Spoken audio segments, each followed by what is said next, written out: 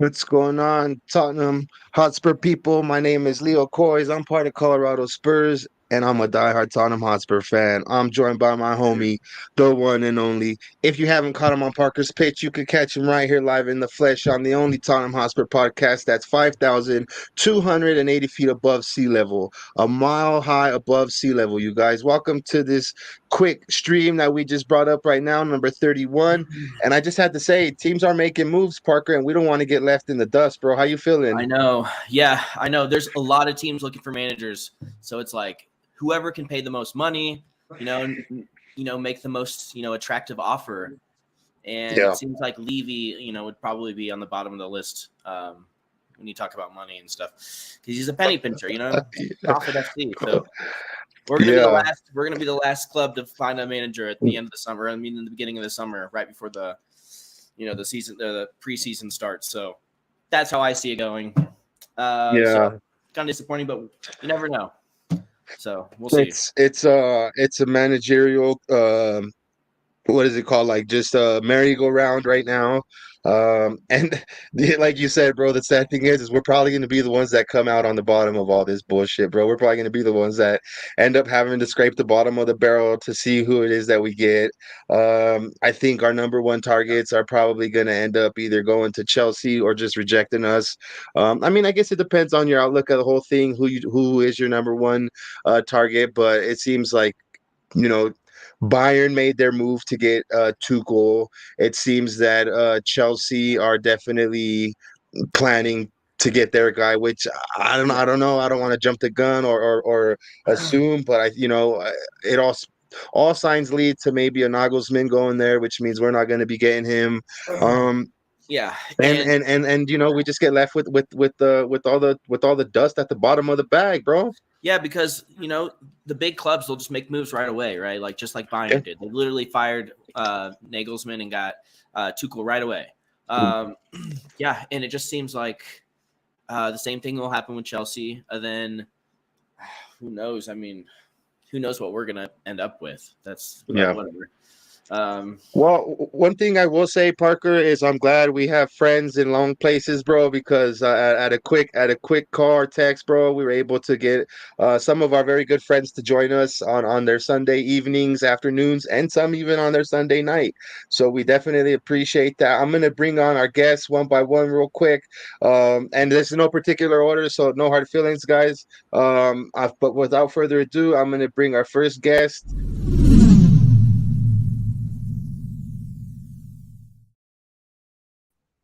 My homie Brent from Colorado Spurs. What's going on, Brent?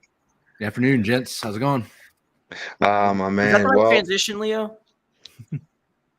No, I don't think it was, but we could do the same thing. We're gonna bench one, start one, and sell one. So at the end of the day, we're either gonna bench, it's the bench one, start one, sell one. All right, since you messed up, we're selling you.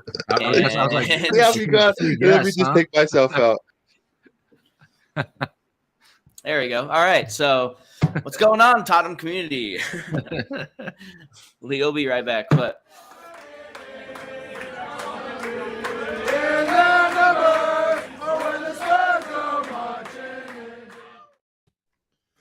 Oy, we finally it's just for us boys, a mile. Welcome to the stream. Level. Yeah. Finally it's the show that everybody's been wanting right here. Oh, yeah.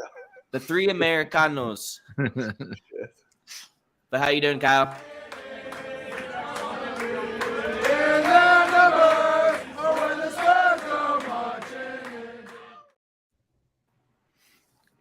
Yes. What?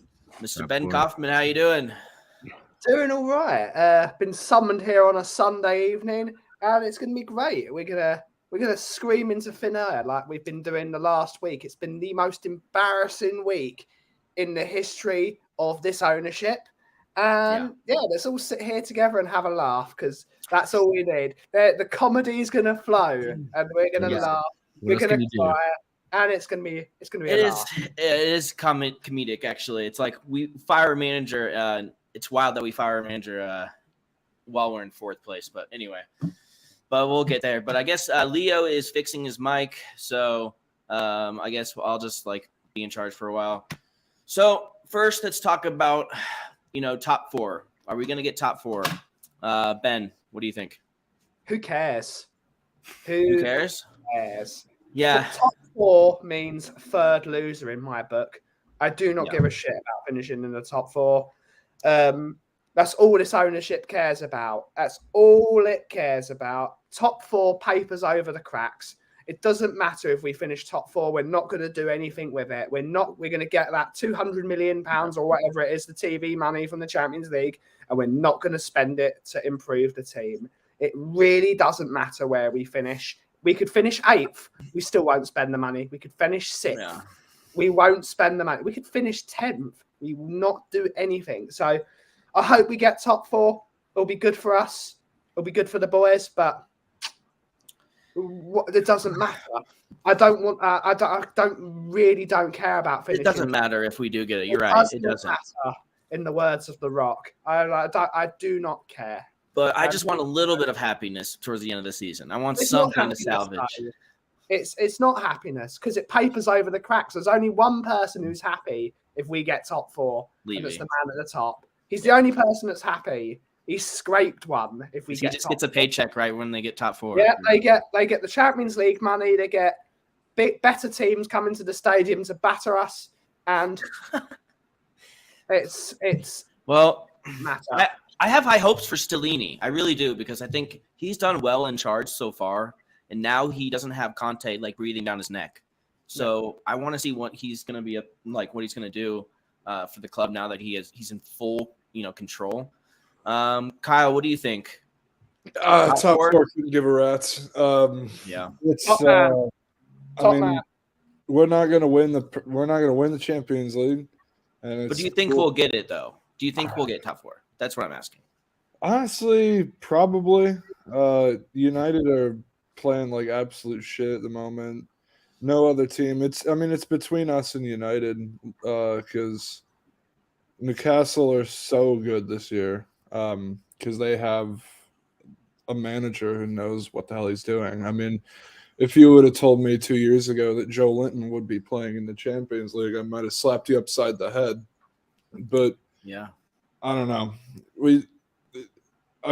Human rights abuses are one thing, but we could have hired Eddie Howe and he could have been playing this kind of football for us with, in my opinion, he would have inherited a better team. Okay. Interesting.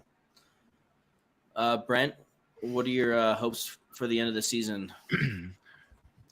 I don't know. I'm probably not as down as these two guys are on Champions League. I am interested in getting it just for the sake of maybe it changes the trajectory of the Kane situation or gives us some legging there, just because I feel like if we don't, then there's even more likelihood that he'll leave, which maybe that's a good thing. Maybe it's just time to go ahead and bite the bullet and get some money for him and not let him walk away in a year. I don't know. That's its own topic in and of itself, obviously. But that's really my only concern with Champions League, is just to give us some kind of foothold for maybe getting Harry to sign, a deal. But I think it needs to happen now. Either sign him now or sell him now. Do not let him just walk away for free in a year. So anyway, but yeah, I don't think we're gonna get top 4. I don't know if you guys watched the match today, but man, watching Newcastle is so depressing. I'm like, wow, that's how I want our team to look when we're playing. Like, they just look so not even confident. That's the wrong word. It's just smooth. It's silky. It just works.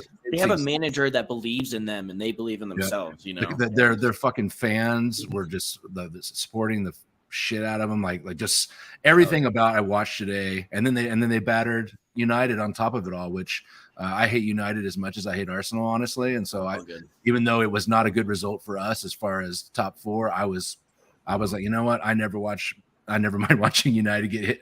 They're like that.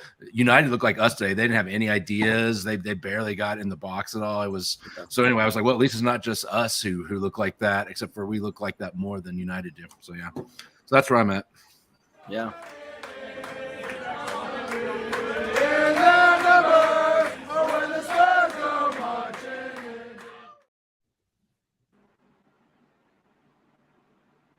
You're muted. Of course I am. I just had to come in like that. You guys, come on now. It was all planned from the beginning. I'm kidding. How you doing? You're back, Leo. Welcome back. I'm back. Yeah, what's going on, gents? How we doing? Yeah. I'm Hungover. good. At least Tottenham couldn't ruin my weekend. They've not ruined my Ah. weekend yet. And Yeah. They're tomorrow's gonna ruin your week, your Monday. gonna It'll ruin even the week. Mondays suck anyway, but they're gonna make it even worse. I don't even Yeah. care if it ruined my Monday. I'm not even going to be watching the game. Probably it's Brewers opening day, and I don't. It's weird to me whenever I see a baseball game in another city because like when you go to a Milwaukee Brewers game, you grow up on the belief that nobody wants to watch baseball. Why would you want to watch baseball? It's just a receptacle to drink beer. Like the 400 level at our stadium is a lawless zone. There's no exit plan in case of emergency. You're just considered a casualty. It's the greatest. I've seen a game there. I've seen a game at that stadium. It's great. Oh yeah, it's a I've beautiful only ever time. seen one baseball game, and it was the Boston Red Sox versus the Seattle Mariners. Oh, what a game A though. long time ago. Did you watch it in Boston? Fenway. I said it was in Boston. Oh, nice. Nice, Yeah. nice. A hell of a long Whoa. time ago. Yeah. If West you're gonna Coast do it, team that's against where East you're gonna. Coast That's where you do it. Yeah. I would definitely love to watch a game at Fenway before it may or may. I mean, who knows? It's one of those. It's like a San Siro, you know. It's like one of those Camp green Nou's. wall. It's just the green. Yeah, it's just a famous venue that I would definitely, even though I don't support the Boston Red Sox or anything like that, I would definitely go and watch a game there. But yeah, so I was listening to your guys' take on the whole fourth place trophy, and I have to agree with both Kyle and Ben here on this one. Top four for me is I mean, if now let me answer this in two things. Do I think we will, or do I want this to happen? There's two different things. I don't want us to get top four. I'm not gonna lie. I don't want us to get top four because I don't want to go to the Champions League next year. To me, the money is irrelevant because I don't get to spend it, and neither do the fans. The You don't money want to go to goes the into Champions this. League next year? Sorry. No, I mean, look, if it happens, Parker, I'm definitely like that's. Big up. We're in the Champions League. Big up to us. But I don't want to just go to just make a fool of ourselves, bro, and have to struggle to match day 6 We didn't to, make a fool to get of out of the ourselves. fucking I group. mean, we made it past the group. We So we could have done a lot more in that group. You know, considering the teams that we got, you guys, let's not forget we got one of the most favorable draws of the Champions League group stages. True. Yeah, we did. And imagine next year, bro, we get placed with Real Madrid, a PSG, and I'm just gonna throw Inter in there. Yeah, or I mean, bro, like, why would I want that for our fans, bro? It's just another deception. You know what I mean? And then again, that's do I want it? I don't want Champions League. I think what I want for our club is to finish like maybe Europa League, maybe even Conference League, and that's just to like humble us, right? That's for us to just. But we have to, Parker. You have to understand. We have to play the teams in front of us, and if those are the teams in front of us, then that's a better chance for a trophy. That's a better chance for our team to gain momentum. It's a better opportunity for our team to get the ball rolling. I just don't feel like us going against the cream of the crop. You know what I mean? On them Wednesday nights is just not for us right now, bro. Those teams are cut from a different cloth. They're better than us right now. They're in motion. We're not in motion. We need to just start over, you know. And if we get a manager like maybe a Brandon, which we'll dive into later on, and I don't want to get ahead of the conversation, but if we get a manager like Brandon Rodgers, a Graham Potter, maybe even a Pochettino, bro, we're gonna have to start over because our team has been built, if I could even say it's been built, but it's been molded to suit a different style of football that the next manager is probably going to have a different mindset. So therefore, we're going to have to get either new players, still get rid of a lot of the dead wood. We just need to start from scratch, bro. And you don't want to start from scratch going right into the biggest competitions in the world. I think that's my personal opinion on that. Do I think we'll get Champions League? No. Teams underneath of us have games in hand. We still have to play Newcastle, who are a great team. We still have to play Manchester United, who are a great team. right? We still have to fucking beat Everton at Goodison Park, bro. Yeah. But we don't have a toxic manager anymore in the locker room. That's gone. Look, Stellini's in charge. He knows how to handle these players, I think. Europa League is a punishment. I do not want to be in Europa League at all. It's not a punishment. It's a privilege. Why people play in the Europa League is to win it so they can be in Champions League next season. That's the only reason. We do have to follow the words of the great man, Bill Nicholson. If Tottenham Hotspur are not in Europe, we are nothing. He said that many a time. I agree. I agree. I would rather us go for the domestic trophies. That is what we should be going for. That is how you win bigger trophies. One of the things I say that's a really bad notion, what Pochettino did when he was Spurs manager, he did not give a single shit about the Carabao Cup or the FA Cup. The only cups he cared about were the Premier League and the Champions League. To win those bigger trophies, you need to win a smaller trophy. You've got to get a taste for it. Pep Guardiola, Jurgen Klopp, the first trophy they always won was the Carabao Cup. You need to get those players used to winning. And our players are not used to winning. But the problem is, I disagree with your point about building a team. We haven't got a team that plays football. We've got a guitar rack filled with the same. We got about 7 guitars, and they're all bloody Telecasters. Not that the Telecaster is a bad thing. We need different options. We need a Les Paul. We need a 335. We need options. We've got no creativity. We've got no defenders worth a sock. Romero's great, but he needs an experienced head next to him. We've got too many of the same players. We're really workmanlike, slow, methodical. We need some creativity. We need some people that gets bums off seats. We need someone like I've been arguing with a couple of people in the community. An Eze from Crystal Palace. Eze would come in and be a great job. Get the ball, run at people. Run at people. Get people excited. We need players like that. We need some mavericks in the team. We're all very straight down the middle. That's what we need to do with this squad. There are too many square pegs for square holes. We need a couple of... we need some risk takers. Yeah. Wow. Any more of them. Even someone like a Wilfred Zaha. Zaha's a finish, but someone like that, someone's going to get the ball and run at someone. Kulusevski does it, but he hasn't got that low center of gravity to beat a man quickly. But that's what we need. Right. I'm going to run through some of these comments real quick, and then we'll go through the rest of the panel and see how they feel. Ben Kaufman, big some lad over there, some coffee connoisseur, cool guy. Check out his channel at the Kauffie Company. He says great poll. I had to come up with it real quick, and I thought it was actually kind of rather amusing myself. So thank you. Carl Simpson says hello, gents. Big up to you, Carl. Thank you for joining. Mark Cousins, big up Leo and Parker. Big up to you, my homie. Nobody wants to work under Levy. Oh my God, I don't even think Levy's wife wants to be with Levy anymore at this point. Nagelsmann to Chelsea, Poch to Madrid, and us left with Potter or Rodgers. Give me strength. Yeah, Brent, you and I kind of were talking about that, right? Nagelsmann to Chelsea, Poch to Madrid, and what the fuck do we get, bro? Yeah, like clearly today they let Potter go, and the Nagelsmann deal it's probably already done behind the books, and they're just waiting to not pay Bayern. That'll get done, and then if Poch was going to be at Spurs, he'd already be there. Like, why would we be doing this whole Stellini thing? There's no reason. Poch is right there in London and ready to go. So that's obviously not happening. So yeah, it's going to be Rodgers or Potter or somebody else. Or Levy's really slow at making negotiations. Like, how we got Porro. It took like a month. Yeah. I have a small theory why Poch would join in the summer. I don't think he wants to come into the team, fail to get top 4, and then blamed for not getting the top 4. Yeah.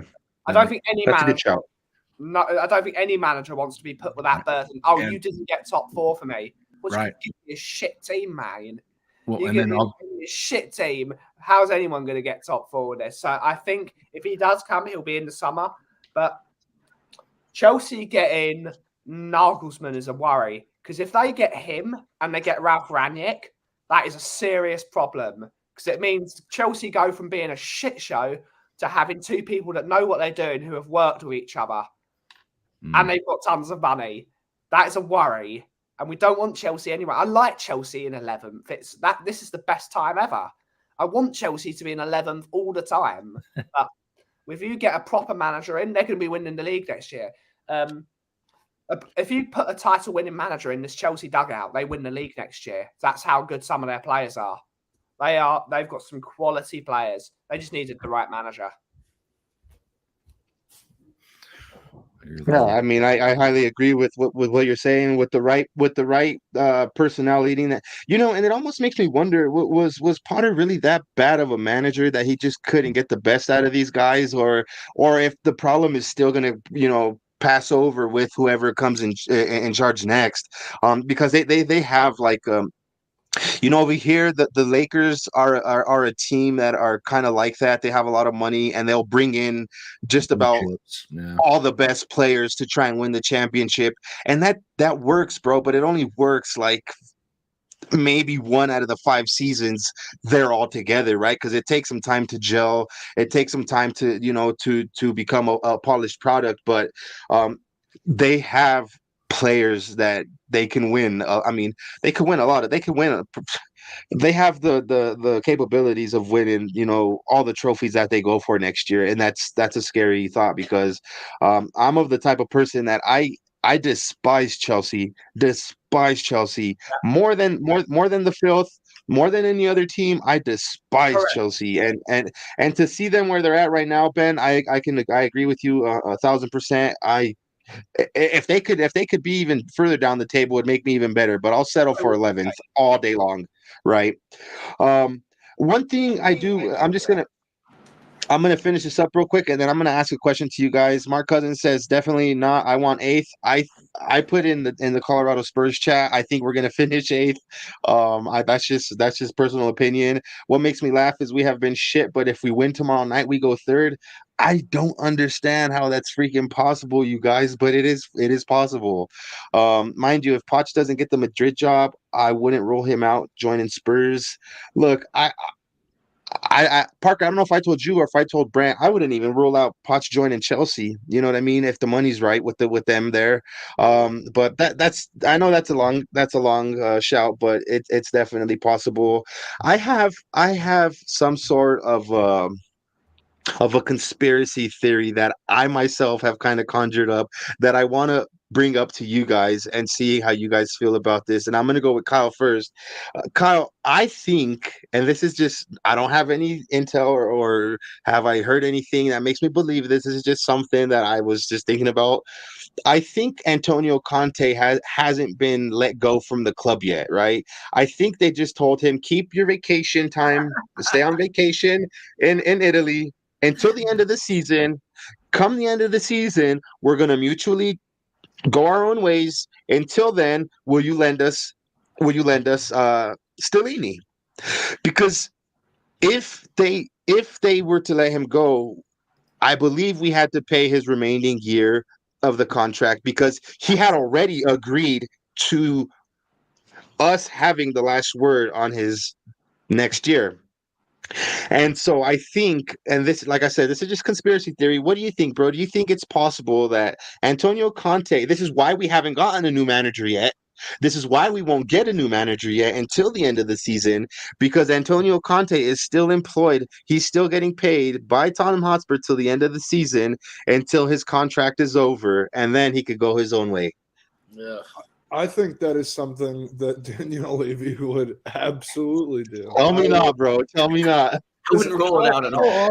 How often do you see a manager get sacked and his entire backroom staff stays on? It rarely ever happens. It never does. I was fully ready to go on with the inevitable Ryan Mason end of season run. A real Tottenham guy who understands the club. Someone that Graham thinks should manage Tottenham Hotspur, but I don't know how. Wait, hold on, time out. Sorry to interrupt you. And it just occurred to me, bro. And this is another piece of the pie. It was all Paratici's idea. Yeah, Great. We are a shambolic football club at the moment. We really don't have a manager. Our director of football is like an actual criminal. Women's team manager, we don't have one of those either. No. What's going on? But no, back to my conspiracy theory, bro. I just wanted to add a little bit more to that, and this was all brought up by the mastermind himself, Don Fabio Paratici. Kyle, your thoughts, bro? Continue, please. It's absolutely something that they would do because it's not even that like outlandish to think because we're not going to get a new manager right now because the only manager who I think we would have gone after is Nagelsmann, but he's come out and said that he's going to wait until at least the summer to make a decision. Nagelsmann can't because if Nagelsmann joins a club, we have to pay a £20 million compensation. To Bayern. Yeah. He can't do anything until the season goes out. Once it gets in the summer, we can then negotiate with Bayern. So then that means even Chelsea would have to wait to hire Nagelsmann until the end of the season. But what they could do is they could already pre-agree the contract and they could already be talking to Bayern about doing and then swap over. Right. But they would have to pay Chelsea because of probably because I don't know if Tuchel was sacked completely out of his contract. He might not have been. He might have also just been put on gardening leave. We don't know. But it's which managers are on gardening leave. I think it really goes to show you how hated Antonio Conte was around our club.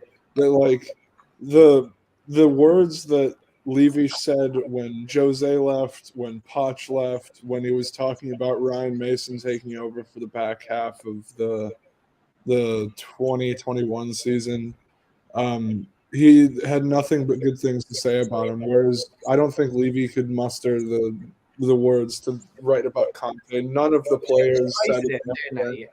He exposed him. He exposed the way the club has been run for the last 23 years, which is a shambolic mess of the only football club in the top flight of English football that football is the fifth most important thing in the sporting organisation.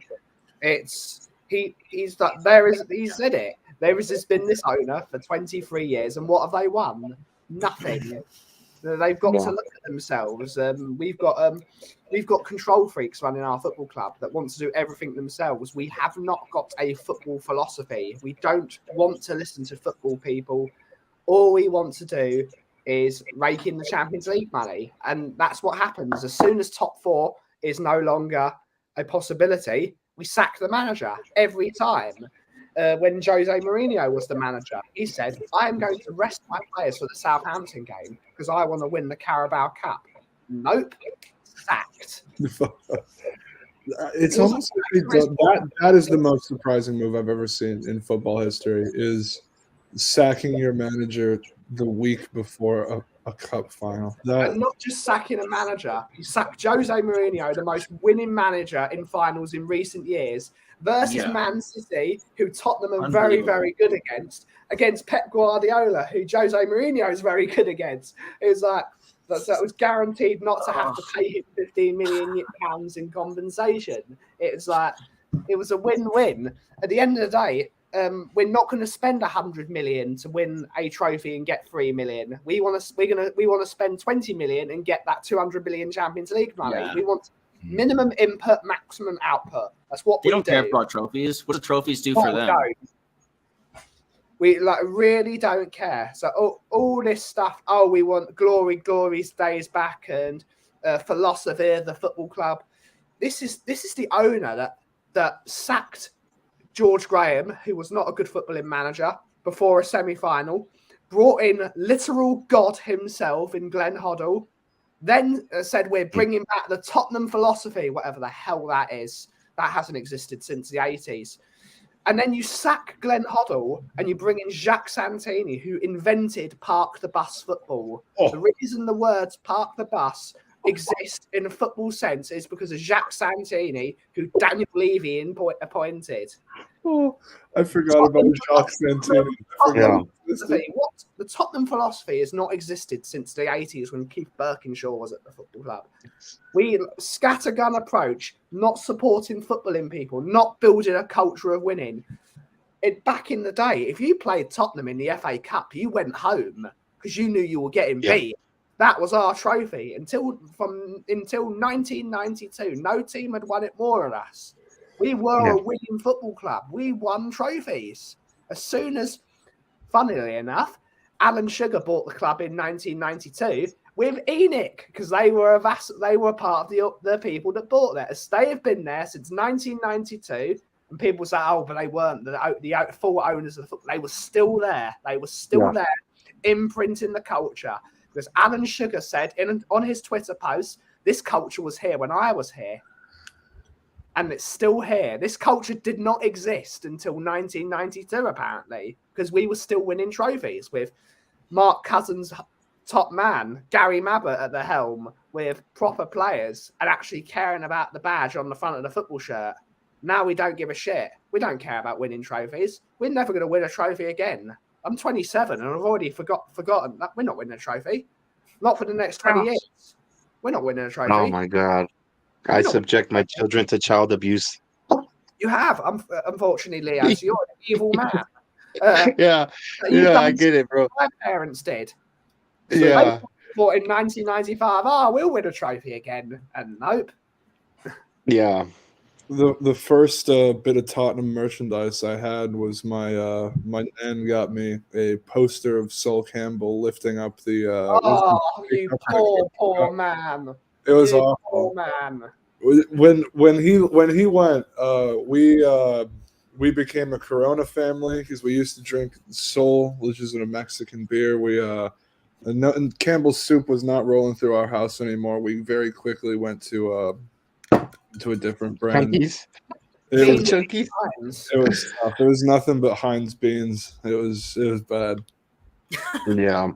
I know. Hey, Brent, I want to get your input on the whole, the conspiracy theory that I kind of had brought up. Do you think there's any truth? There could be any truth to Antonio Conte still being employed by us, just enjoying his vacation, sniffing Parmesan cheese at his house, and just chilling while Stellini's in charge. That way, everybody has their say, and Prat cheese, swept everything under the rug like he's known to do. Man, I'm generally a skeptic when it comes to pretty much any conspiracy theory. I'll be honest. So it's not an exciting answer. Usually the one that people want to hear. But yeah, I don't know. I think they're mailing his shit to him in Italy, and he was gone as soon as that shit happened. So yeah. Yeah, because he never came back, right, you guys? I mean, he hasn't been back since he went to Italy. Well, I mean, if he came back, he didn't go back to Tottenham Hotspur, but they probably just mailed him his shit, like you said. Well, I mean, we talked about it at the pub when he went back to recover the second time after he came back too early or whatever. Like at that moment, we had the feeling right then, like something's not right. And we said, I think you said at the pub, like he's not coming back. He won't be back this season. And basically, he kind of came back, but it almost seemed forced, or I don't know what the intentions were there, but it was it certainly didn't make things any better when he came back. So right, I agree. Well, I mean, you guys, before we go any further with the whole managerial stuff, I will say that to last. I kind of want to get into, we do have a game tomorrow. It made for like a shitty weekend because, usually we wake up. At least over here, Ben, we wake up, and go to the pub. Games probably around 8 in the morning, maybe 10 at the latest, a.m. And this weekend, it was just like, damn, if it wasn't for family stuff going on, I would have like not had anything to do. So now it's just like tomorrow. It's it just seems like such a stale game just waiting to happen on a Monday at Goodison. I don't even know how many people over here are going to be watching the game, and then we're managerless. Parker, how is your vibe going into the game tomorrow, bro? I mean, like, are you excited? Are you excited to see what Stellini has to offer? I guess let me rephrase that. Stellini and Mason. Do you think they'll change the formation? You think we're going to see Antonio Conte's team out there? I mean, just real quick, bro, let us know how, what do you feel about the game tomorrow? I think Stellini, has a good record with us already. And I think the players were a bit embarrassed, by the Conte comments, and I think they kind of want to prove everybody wrong. And I think that they'll come out, with a vengeance. So, Stellini, I think I said this earlier in the stream, but I think, now that he's in charge fully, I'm excited to see his formation. I want to see like what he's going to do different, because he's not just exactly like Conte, right? He's not going to just follow Conte's every move. who knows? Maybe he will, but I hope he doesn't. I hope he changes things up a little bit, does what he wants to do. Yeah. So I think we're gonna win. I really do. So I have high hopes with Stellini now that Conte's not here. Fair enough. Brent, what about yourself? Are you first? Are you going to be watching the game? Are you excited? Do you anticipate a change? Do you think the same shit's going to happen? Or what is your initial thoughts on the game at Goodison tomorrow?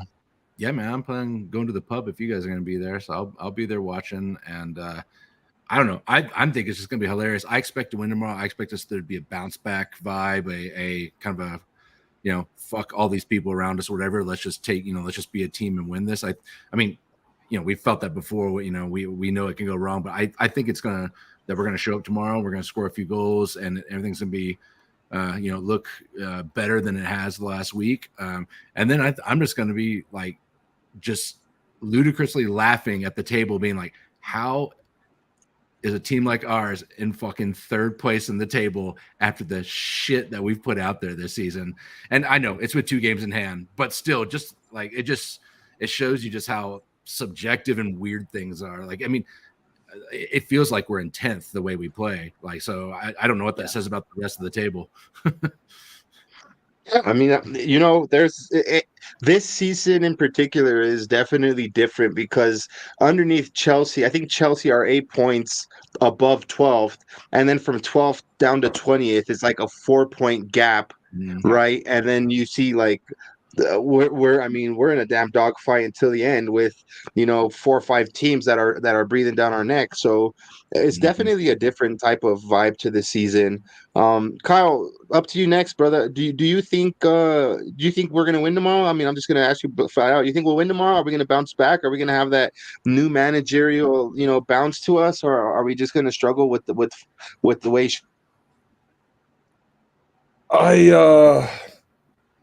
I mean, this game, it's screaming for a 1-1. I mean, we're going to be up in the Northwest, 8 p.m. kickoff. I haven't checked the weather forecast, but it'll probably be chucking it down with rain. Be miserable conditions. The Everton fans will be up for it. And if we drop points, we will have dropped points or lost in some way to the team in 20th, 19th, 18th, 15th, 14th, and 13th. It's actually going to be sunny tomorrow, so first day of sunshine ever. Sunny Merseyside in That's a wild stat, though, Kyle. Considering towards the beginning of the season, like we weren't beating any of the top teams, and then eventually we beat Man City, and we're like, okay, we finally beat a top team. But like you just said, we just lost against so many of the bottom clubs. We dropped points against Chelsea in 11th. We dropped points against Wolves in 13th. We dropped points against West Ham in 14th. We lost in the Cup to Nottingham Forest in 15th. We beat Bournemouth, and we beat Leeds. I think we beat on the double on Leeds, but we beat Everton and then lost in just the worst fashion to both Leicester and Southampton. I was sitting at our pub, and I was like, how have we dropped this many points to teams genuinely fighting for relegation? I think Southampton have gone through like 4 managers or something this year. They played us off the park the other week. Leicester, I think that might be the last game that Brendan Rodgers ever wins as a manager for the rest of his career, and he stomped us. Holy shit, did they come out like a house on fire. I mean, I'm so glad that Conte's gone, but I don't think anything's really going to change. The game's screaming for a 1-0. I think it'll be a Harry Kane penalty in the first half, or maybe a Kulusevski assist or a Porro assist. And then they'll equalize in like the 82nd minute. And it'll probably come down to Forster saving a penalty. We are dog shit, and I don't think changing a manager is going to help. It's all about the players. I don't know what motivates these guys, because like I'm a pretty simple dude. I got interests, I got stuff I like to do, but I don't think you could get Ben Davies excited about anything. I think you genuinely have to have like a Noah's Ark type situation to get Ben Davies excited to play the game of football. It's tough. It's tough watching this team, man. Yeah. Yeah. To you, Ben, are you feeling adamant about this game tomorrow? How's the vibe over there on that side of the world, bro? Are you guys, I mean, I'm asking you to speak for for the whole country over there, but like, what's the vibe, bro? Are you guys excited about, this new chapter, a new turn in, I mean, if you will, I mean, what's the vibe for you over there? I can only speak for me and Brian Daigle because we're going to eat Korean food before, and then we're going to watch our game and probably hold ourselves being like, oh God, here we go again. I'm not looking forward to this game. I'm not looking forward to it at all. It's going to be a bore fest. Everton are terrible. They are really bad. They've got Sean Dyche as their manager, the man with a gravelly voice, and they're gonna graft. They're going to do something we don't do, which is graft for every single tackle, every single ball, every single header. As long as we don't concede early, which we could do knowing us, and when we'll capitulate, what we need to do is we need to ride out the storm. I have no idea what we're going to play. I reckon he'll play exactly the same team Conte plays. I see Perisic playing. I see playing 3-4-3, and it's not going to be fun tomorrow. If we can grind out a 1-0 win, I see Bob's in the chat, so grind them out. Yep. Big up. And we need to see what we can do. But Everton have a lot of issues going around their club with the financial fair play. You don't know what that's going to do to them. They might get a points deduction. They might just get a transfer ban. But they're going to be uncertain as well. It's just going to be the battle of the two terrible football clubs. A lot of people have been saying that we're the Southern Everton, and really it's true. I've spoken with a couple of Everton fans this week and we all had a fight. It was great. But yeah, they think we're going to beat them now because of our managerial change. But who cares? Who cares? But hopefully we get a win. Hopefully we'll get a win tomorrow. But it's not going to be a fun game at all. And I'm more looking forward to the dinner.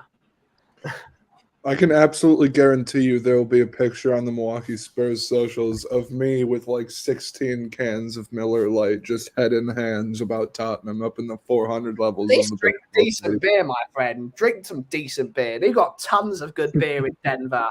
Go and get a Denver craft. You got Kyle's over there. Kyle's in Milwaukee. You've got good where they're beer known for brewing. as well. They don't the craft beers at Miller Park are like $13, and I'm not having. I'll take it. I'll grab an $8 Miller Lite tall boy That's all day. expensive though. $8 for a beer. Oh yeah. Bloody hell. That's why I always tell people from like the UK, I was like, prepare for the World Cup in 26. You are going to leave with no fucking money. Yeah. There's public transportation. In order to get like a packet of crisps at the game, it's like $4. It's awful. It's awful. That's why I plan on going to Canada. Yeah. It's fun over there. And at least I can stay with my homie Bobby K. Ooh, big up. But who knows what's going to happen? Who knows what's going to happen tomorrow? But get some decent craft beer in. Order it in. There's some good beer out by you lot. I'll get the tailgating going. But Death by Coconut is one of my favourites. I can't remember where they're from. I'll have to Google it. I'm going to Google Death by Coconut. What a beer that is. Coconut. Death by Coconut is a coconut stout you have out there. So I want to pose this question to you guys as well. You know, when Ben was talking about Sean Dyche, it actually occurred to me he just barely took over the Everton role, maybe like a month and some change, a month ago, and he's picked up some results. He's picked up some points. Out of Sean Dyche, Brendan Rodgers, and Graham Potter, Brent, which one of those three would you choose if Dyche was still available? Sean Dyche has, like I said, his football, I mean, at Burnley was not the most attractive, but for the longest time there, he was playing, you know, he was staying relevant, you know, until I mean, he became irrelevant. Yeah, I mean, I like watching him manage other teams. Like, I enjoy his press conferences and that kind of stuff, but I don't want him at Spurs for sure. Man, Man, it's like the screen you put up earlier. The when you meant to do the interstitial for us coming in, the three things like marry one, whatever. Like I don't really want to hitch my wagon to any of those three, honestly. Out of all of them, I would probably take Rodgers over out of those three. I don't want Potter just because I don't want another Chelsea reject. That'll just be so weird that we keep doing that. I actually liked Potter when he was at Brighton and his style and everything, but I don't want him after what's happened at Chelsea. Honestly, I feel like psychologically that could be a weird thing. So I guess Rodgers, but I mean I don't like that either. So we're fucked. I mean, as far as our options, because it's going to be those kind of options that we have. So I don't know. What do you guys think? Parker, I want to actually go to you next, bro. What do you think? Out of the, I mean, and I know it's a hypothetical because Sean Dyche is employed, but for a while there, he was unemployed coming up to this whole situation. And I remember there was kind of like a rumoring that, like, hey, would a Sean Dyche come in and change shit up? I know Hasper, one of our homies, Hasper, is like one of the biggest Sean Dyche in before he got a job people. So, I mean, what are your thoughts, Parker? I love we need to stop this conversation. We can't have a hoofball manager as the manager. We're Tottenham Hotspur. We invented total football. We can't have Dyche ball at Tottenham. We can't have that. That's just unacceptable. That one football. Is there any? Parker, so to kind of piggyback off what Ben just said, is there any manager out there that's going to play total football, that's going to play the attractive football that we could just say, hey, come in and play and come in now? I have no idea. I would like Luis Enrique, but I don't know if that's still on the table, but that's who I would want. I think he would bring in a lot of good players from Spain. Give a different kind of like mentality. I don't know. But the problem with I think oh, sorry, go. The problem with Luis Enrique is he's another Conte. He's another Jose. He wants top quality players. Yep. He's not going to look at Eric Dyer and think, I can play tiki-taka football with Eric Dyer. He needs quality players. Luis Enrique failed as the Spain manager. He had a quality crop of players and he failed. He's failed since the Barcelona job. And what did he have at Barcelona? He inherited the greatest team to ever exist. And that's why he succeeded. So Luis Enrique... It's not Levy. We've got to think what we want and what Levy wants. He wants good football at low cost. That's what he wants. We're going to have to say no more elite managers at Tottenham because elite managers want to win. We need to have a manager that's under them, like an Arne Slot, like whoever the manager, a Ruud van Nistelrooy even. We need to look at that lower echelon. I wouldn't go as low as a Brendan Rodgers. I think that's even the low because they've now been tarnished by other clubs. We need to set our sights lower because we're not going to win ever. I've heard some noise about the guy from Sporting, possibly. I don't know a lot about him. Too much money. It's £20 million to buy him out of his contract. He's too expensive. Okay. What about Kyle? What would you feel about Vincent Kompany? I don't think Vincent Kompany has enough experience. I was on the Nagelsmann camp. I'd say there's three options that I'd like. Nagelsmann would be perfect for us. I mean, he's a Tottenham fan at his core. I think he plays a great style of football, and I feel like he could do good things for us, but I don't think we're going to get him because working with Daniel Levy is a tantamount to torture. The other one being the safety is bringing back Pochettino because I don't think Madrid are going to give him the job. I really don't. I can see them going back to Zidane before they go to Pochettino because Pochettino hasn't won anything. I mean, I think he got the consolation league trophy at PSG because he took over in the last 10 games of the year, but he lost in the Coupe de France. He lost the Liga and title for them. But the manager that I really, really want, if Nagelsmann's off the table, is that lad from Brighton, De Zerbi. He is taking a group of bang average players and he's got them playing. Are they bang average though? I built a really good team. They've got some quality players in that team. Mitoma, Caicedo, Lewis Dunk is a great footballer. Sanchez, the goalkeeper, is a quality footballer. Brighton are everything I want to be as a football club, in the words of Mr. Box Office.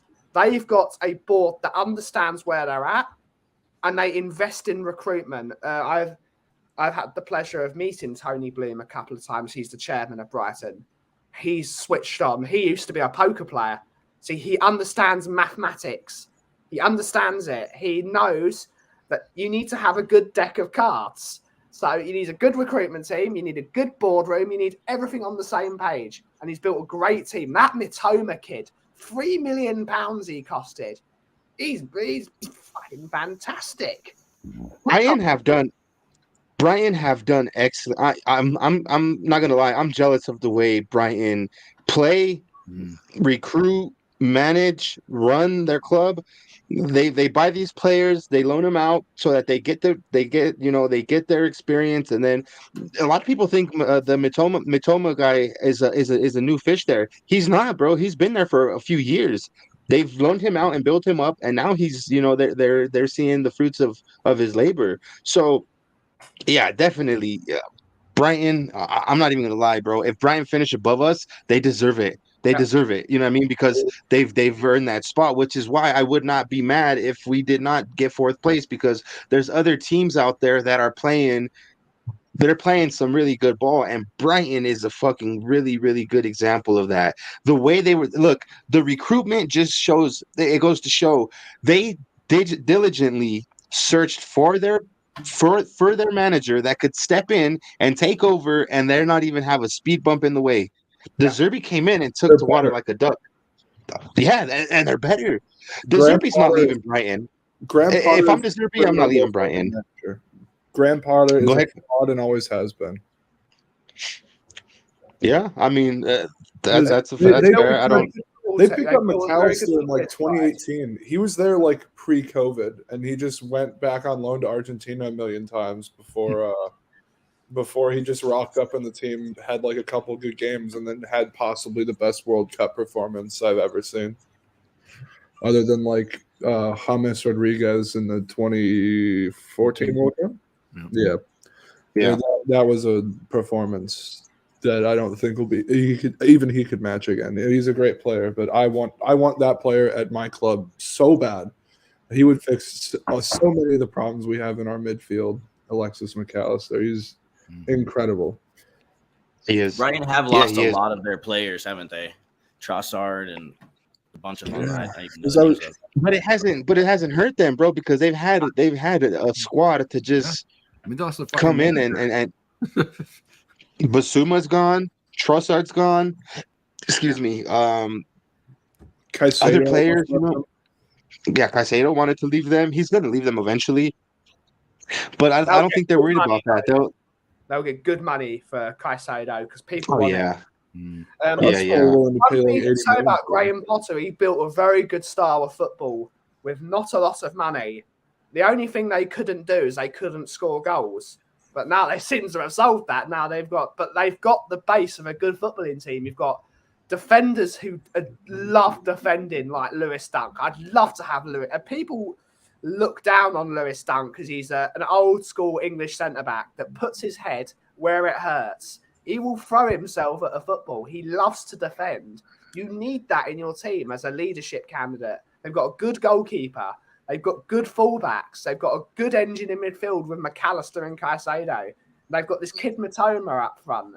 And they've got Danny Welbeck. Danny Welbeck is the old experienced head, but he's playing out of his skin. Danny Welbeck. They've got some very good quality Premier League footballers. And I don't know what they're going to get from McAllister this year, but I mean, he's immediately a £70 million footballer. If they get 90 million for Caicedo and 70 million for Alexis McAllister, they can rebuild their team like umpteen million times. But the players, they spend 3 million on Mitoma and selling out Trossard. And they will. The way they recruit, they will. they get the equivalent of our bail money every single season because they still. Does Lamptey still play for him, or did he move to Chelsea? He's still there, but he's got still there. crisis. Yeah, he's injured. He might have gone on loan actually. No, I look at their top scorers, and this does not look like on the surface a good football team. Like Adam Lallana, Solly March, Pascal Gross, Danny Welbeck. It seems like a team that I'd create on like FIFA 15. Like it's almost like a Moneyball approach to it. You know what I mean? The Moneyball approach. And they got that lad. They just got him, Undav. He's real good as well. I don't think he's scored yet, but he's it's what it is though.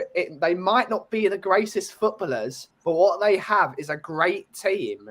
If you look at Chelsea and Tottenham, for example, we've got some good players, but we've got shit teams. There's no glue in these Tottenham teams. Lalana, that's a good shout as well. Lallana's a top quality player. Bringing to Liverpool for years. That sort of silky midfielder that moves around the pitch, always wanting to receive the ball. And you've got McAllister that does the same thing. They've got a great little engine with Caicedo there, big up Badir. They've got some great quality players that glide over the turf.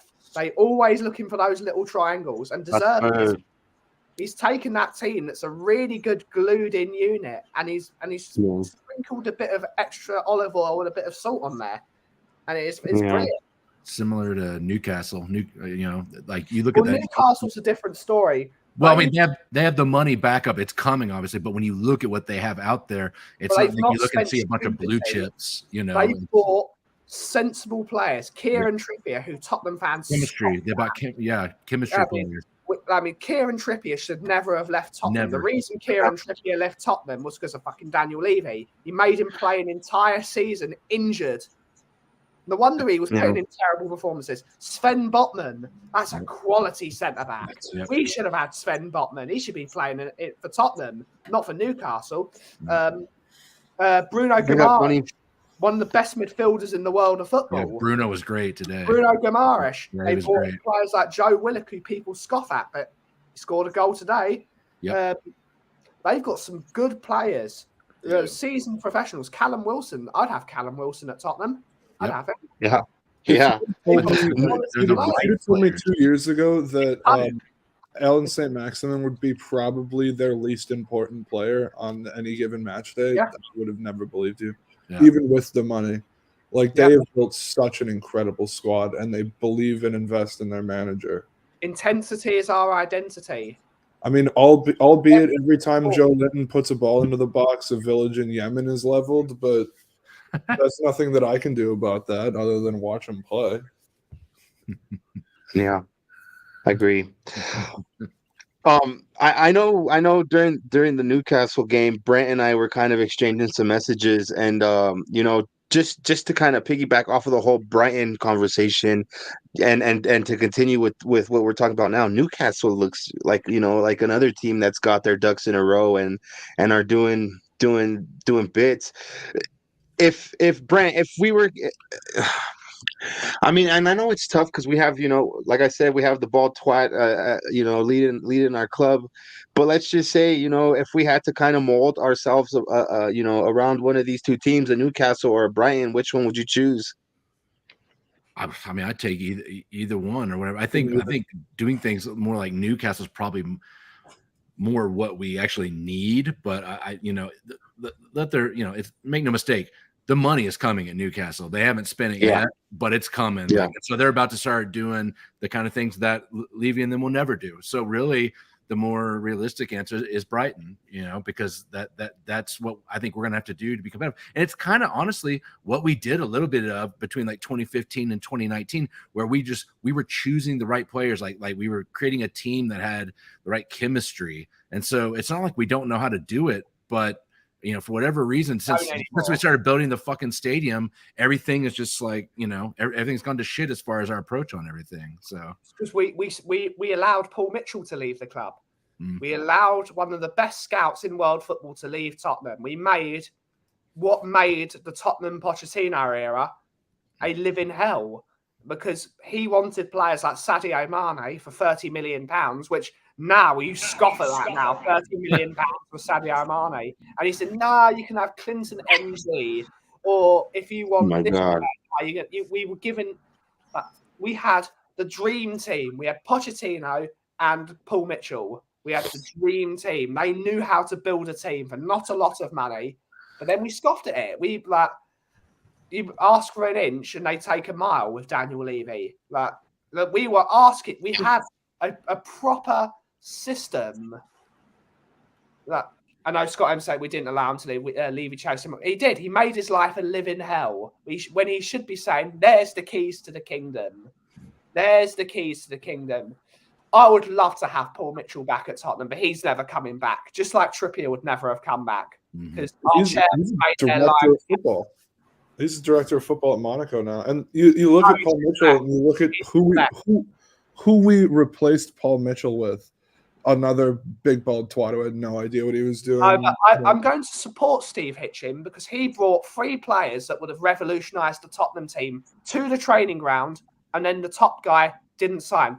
Dybala, Skriniar, and Fernandes.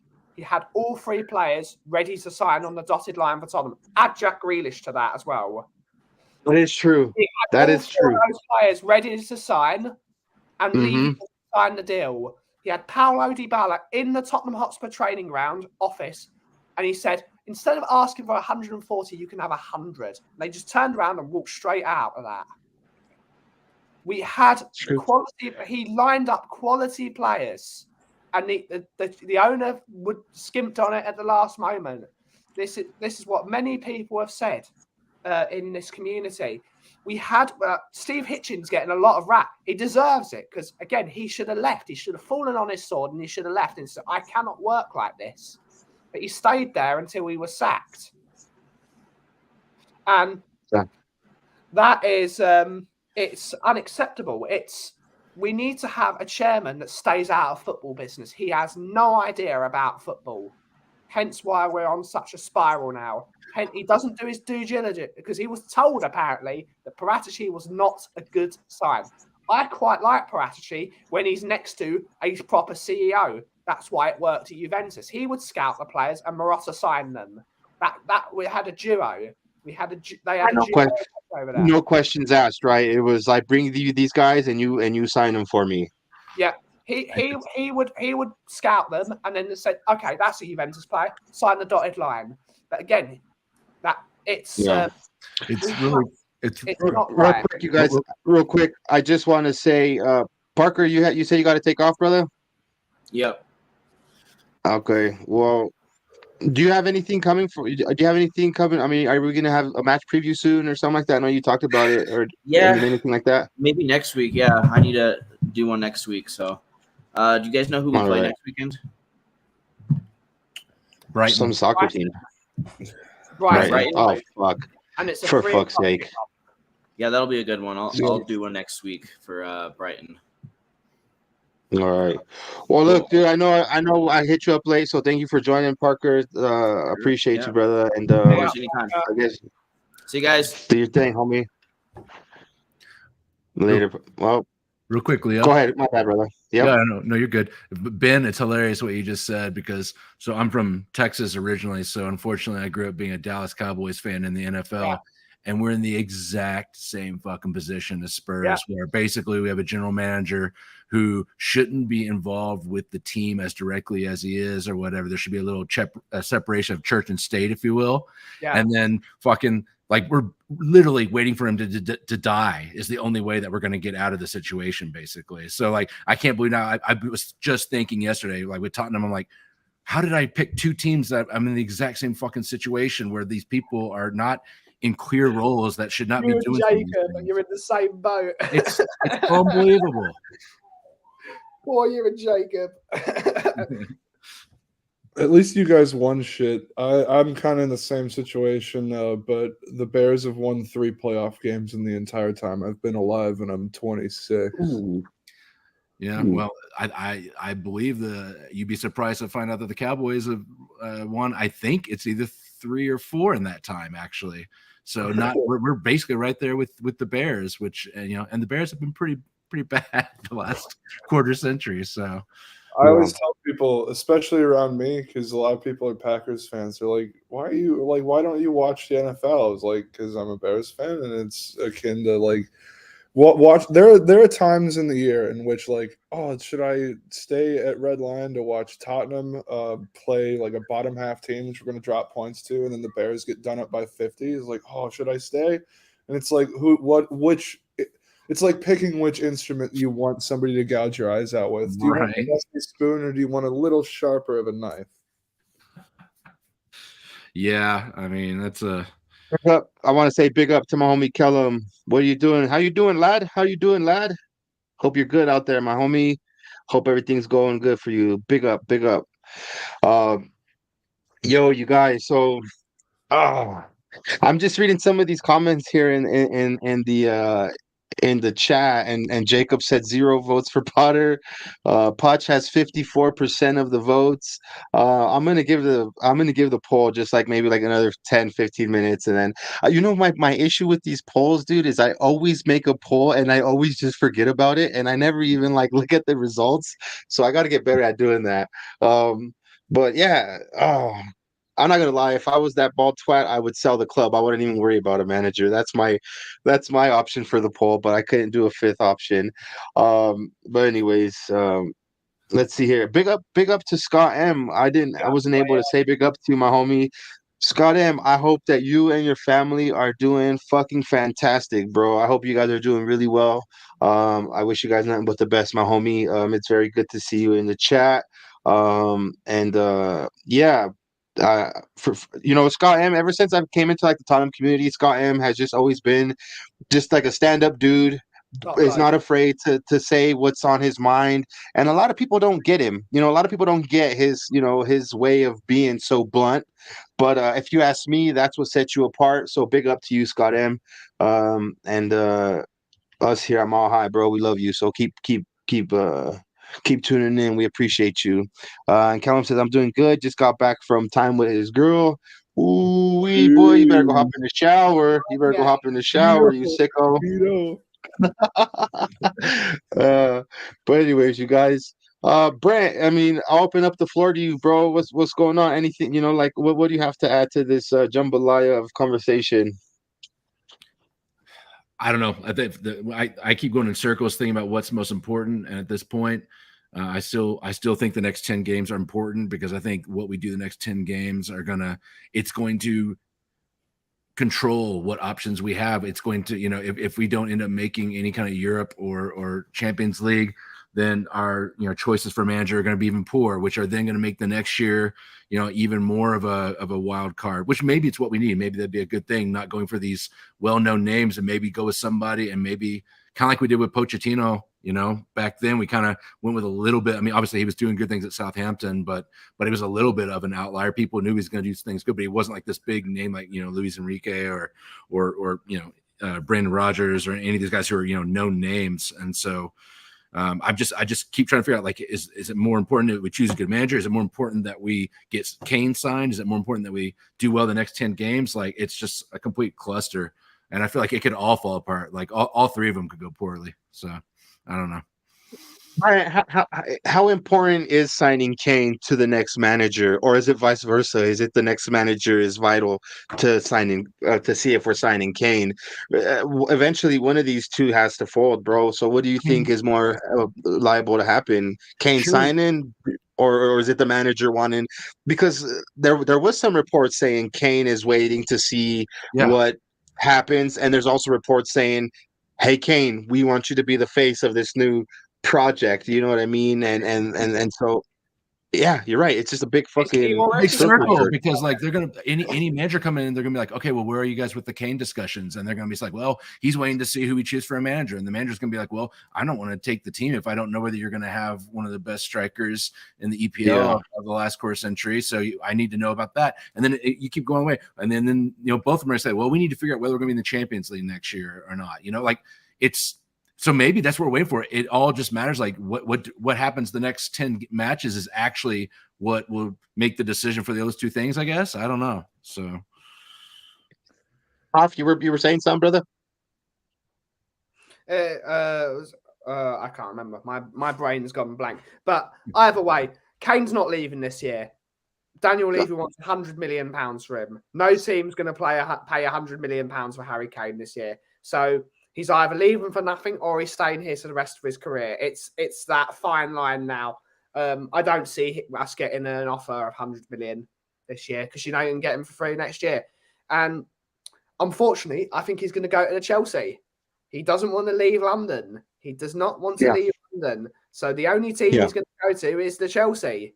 And that's going to suck. That is going to I agree. Of course, it won't be a Judas scenario because he's earned his right to go wherever the hell he goes. He's given us however many years of great service. If he wants to go to Chelsea and win something, fair dues. We should have given him some trophies because, like with Antonio Conte, we have failed Kane. Yes. Kane hasn't failed us. We have failed Kane. He Especially the last 3 or 4 years. Time and time again that he scores for fun. If Erling Haaland didn't exist, the freak that he is, Kane would be. Everyone would be like, "Look how good of a season Harry Kane's having. He's 22 goals in the Premier League. He's having a great season."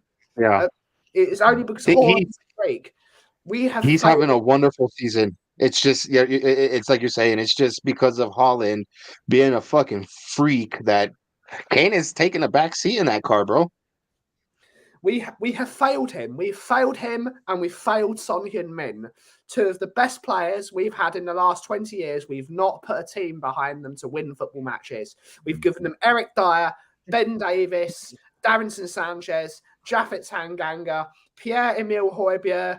We've given them crap. Perisic on his way out. He can still cross a ball, but he can't do anything else. We've given them terrible players. Emerson Royale, yes, he's improved recently, but he's only improved because he's now got someone beating down his neck. We put a terrible football team behind 2 very, very high class players, and we expect them to give us the world. We failed them. We failed them just like we failed Teddy Sheringham, just like we failed Judas, just like we failed Gareth Bale, just like we failed every top quality player that's been at this football club. We failed again, and he deserves to go and win some. Yes, Bob is right. Bob, I don't know if he's still in the chat anymore. So, I don't care if he goes. We don't. If soon as he leaves, I don't care. But he deserves to win something, and we should have given him a better chance of winning something.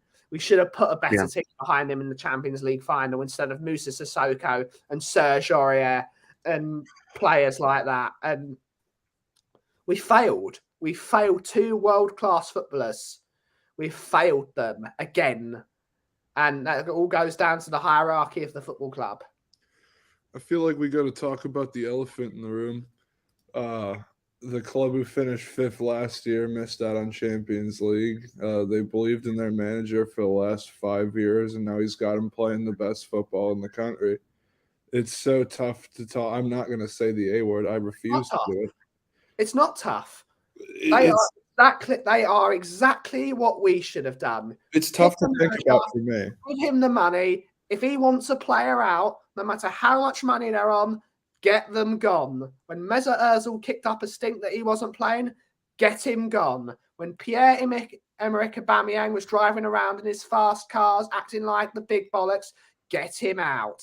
He's got an entire squad that's his players. That is how a team should be. Whereas we've got 5 different managers' players. We've got we've got a splintered dressing room. One of the things I've been saying, of course, is a Game of Thrones reference. What wins? 1 army or 5? 1 united army under 1 message, under 1 leader. We've got 5 different sets of players under 1 roof and none of them mesh. That is what we need. That is what Arsenal have. They've got players that play for 1 manager because they've been there the entire time under 1 manager. They've got a young team that cares about the football club because they've come through the youth setup. Because frankly, at Arsenal, they want young players to come into the first team, whereas ours, we don't give a shit. A couple of boys went to the Tottenham Hotspur training ground and they said, it's been said on many streams, so if they get upset, it's their fault for saying it on stream. They want to produce Champions League players. They don't want to produce winners. That is Tottenham Hotspur Football Club in a nutshell. You have to have a club with the the academy, hand in hand, you bring them along. Whereas we don't support our academy. We don't support our boys. We don't support our coaches. We don't support our directors of football. We don't support anything. You look historically, Tottenham have produced the most England players. Yep. I mean, Look how good they are. Backing a manager for 4 years with 400 million big imperial credits of the realm. That's how you have a football team. And they hate their owner almost as much as we do. Not anymore though, because he's done a good job. He's done a good job, but one of the things is they had someone that was ready to buy the football club in the guy that owned Spotify. He was ready to buy the football club with a load of Arsenal legends that gave them a kick them up the arse. Arsenal fans were protesting in the streets. Get out of our club. Let someone else buy it and let someone push forward. That is what they've done. They've had a kick up the arse. Someone set fire to them and they've gone with it. They've backed a manager to the tooth for 5 years and now look at them. We've wasted 8 years of dominance and we've won fuck all. Cheers, guys. I'm gonna go through some of these comments real quick just because I've been ignoring them because I was really entertained by what you guys are talking about. Kellum here says Kane won't leave. He's been our golden boy for about a decade. To see this man leave, it's gonna break. It's gonna be broken to the team and to the fans. I mean, I agree, but I also agree with how Ben said if he leaves, you earned it, brother. Terry Wright, big up, gents. Big up to you, my man. Score tomorrow could put us if we win tomorrow could put us top 3. Absolutely right. Patty Harnett, big up to you, my man. Big up. He says, evening, gents. First time listening and just subbed. I appreciate you. Thank you, Patty. Big up to you. Big up. He says, big up, Benny Powell. Terry Wright, as soon as Nagelman's becomes available, Potter's fate was sealed. I couldn't agree more with that. I really could not agree more with that. I think that it was definitely a domino that had to fall. And that's the reason for this stream is because them dominoes kind of just fell into place. And now we just want to, I wanted to talk about all that stuff going on. We have beautiful Ellie. Ellie Hoiberg said, hey, Hoiberg has been brilliant for the most part, and he hasn't failed anyone. Other players, yes, they've failed. Dyer, the main they failed. Dyer is the main culprit. Then Jacob says Patty is here. Nice. Yeah, big up to Patty. Arsenal looked at our model. The difference is that we didn't back Poch all the way. Arsenal backed Arteta. Yeah. Terry Wright, in my opinion, no reputable manager is going to touch this club right now. I think that's spot on. The current structure is untenable. Levy must step down as a chairman. I think this comment here it really strikes a chord with me. I really think this is an accurate statement. And it kind of ties back to what we were talking about earlier. We're not going to get the top tier manager. We need to get somebody who's honestly just going to be a yes man to Daniel Levy as long as he's in charge. And Ali comes through and says Arsenal have only got 3 players that came from their academy: Saka, Smith Rowe, and Nketiah. We have Skip, Kane, and Tanganga. Ellie, you're right, but at this point in time, I think I'd much rather have Saka. Odegaard, they've got Kieran Tierney. They brought in Saliba, who was on loan for 2 years. They've got Martinelli. Yes, which they brought through. They brought loads of young players through, young players that they've believed in. Martinelli, they bought him, but he was in their academy for a bit. He didn't go out on loan. He didn't just come straight into the team. They've got loads of young players. They've got a hell of a lot younger team than we do. Yeah. They overpaid for a lot of the players on their roster. Imagine what it's like. They were a shambles until they brought Saliba in. So that is what you'd imagine. We sacked off Eric Dyer and we put in a proper defender in. We would be in such a better position. Like a proper leader in that back line. That would be wonderful. I can imagine a back 4 next season of like Porro, Romero, that lad from Leverkusen, Hincapie, I think his name is, and then yeah. I can see us bringing back Sergio Reguilon. I don't think Sergio Reguilon was that bad. Udogie might start next year. Udogie will come back. Udogie, he is such a good player. I've watched. He's at Únase, I believe. Yeah. They're black and white stripes. I watch them play a lot because it streams on ESPN Plus, and I have that for watching like cup matches.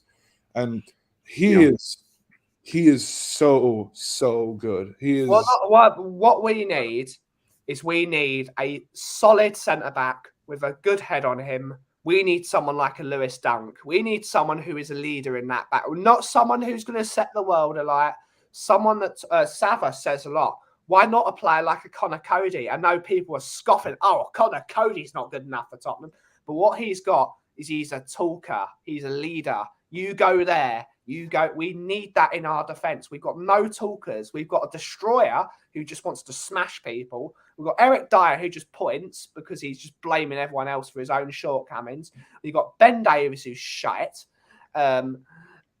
We need a solid centre-back that knows what he's doing, who wants to defend. We a lot of Clement Long shit as well. That's what I'm going to start calling him, because Longley is just Dyer with a French accent. We've got... Everyone's like, oh, look how good he is at passing. I don't give a shit if my defender is good at passing. What I want my defender to be good at is defending. If there is a ball, you throw your body on the line. You put your neck on the line for your team. We don't have a single player that will do that. We've got Romero who could do that. He's a young defender, 24, 25. But we need we need a solid centre-back that wants to defend so he can control the back four and be a leader. It's what we need. We haven't had that since a Michael Dawson or a Ledley King or a Jan Vertonghen or a Toby Alderweireld in his time. We need a leader in that back four. Like Hincapie is a good player, but again, he's raw. He's aggressive and he's raw. We need a solid centre back. Like even an Indikar, he's a good centre back, but again, you've got to put someone next to him who can defend and lead and say, right, this is what we do. We haven't got any of those leadership qualities. I don't think we have a true leader on the team. I think we were talking about it one of the last times I was on this podcast about how, like, Hugo Lloris is more of an unspoken leader. Harry Kane is just a co-captain because he's good. But the only true leader that I see on the pitch is the closest thing to it is Højbjerg. But even I don't think he is. I think he's one of those. He's been good this year, Højbjerg. But when push comes to shove in big games, he does not turn up. Yeah. Apart from the Marseille game, he doesn't really turn up. He didn't show up in any of either of the Milan games. Can't even remember. He didn't play at the San Siro. He played it at home, right? If I can remember. Yeah. He didn't show up. He's not grabbing people around the scruff of the neck and saying, right, work. He's not doing it. Everyone says, oh, look at this great leader, Højbjerg. He's not shown it. He's shown no quality of leadership. I think he's the closest thing we got, though, because nobody else is leader. The closest thing we've got, but that's not good enough. We need... He's like Eric Dyer. He's just shouting, you do this. We need someone that's like, all right, we're going to cut. Benson Kerr is what we need as a leader, a conductor. I think Dyer actually has it. I think Dyer has the mentality of it, but the problem is his play has fallen off so much. Like we needed him to have this mentality 5 years ago when he could still play. So like it's gone. It's the bus has left the station for Dyer. So Dyer is the furthest thing from a leader. He blames everyone but himself. I've seen Sunday League defenders. The exact opposite. A leader thought like Son Heung-min is a leader. He blamed himself for Conte getting. That is a leader. I don't know. When I watch, I feel like Dyer, like he at least he's proud to wear the crest or wear the kit or whatever. When I see him out there, he is Tottenham through and through. And I feel like a lot of the other guys are kind of just there. So I don't know. That's how I've always felt. Eric Dyer is a horrific. He's a big Tottenham lad when we win, but when we drop points or if he makes a mistake, he wants nothing to do with it. That opposite of a Tottenham. He's awful. He's awful. He blames everyone. Quick, I want to go with.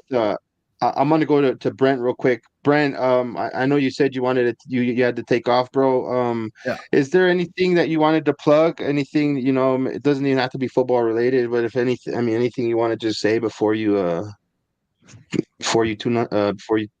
head out? No, man, I'm good. Thanks for bringing this on today. There was so much going on, so there was a lot to talk about with all the manager carousel going on and all the play we've seen the last 2 days have made things interesting. So thanks for having me on. Yeah, no problem. And I'm not kicking you out whenever you're ready to go. Go ahead, brother. And I know Ben, you said the same thing. It's getting late for you. Yeah, it's midnight now. I've got to go to bed at some point, or watch Yeah. WrestleMania. It's one of the two of those. But yeah, thank you so much for having me, guys. It's a pleasure to spend some time with you. Anytime you need me, give me a shout and I'll be here. For sure. Sounds good. Sounds good.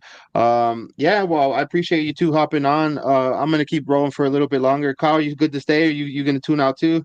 Hell yeah, I'm down to stay. I ain't got nothing better to do. It's 6 p.m. Yeah, no, I have some time too. Like I said, I'm not kicking you guys out. Whenever it is you need to go, just feel free. I've And got to head off, unfortunately, so if you can, I'm just gonna plug my shit because that's what I like. go ahead, bro.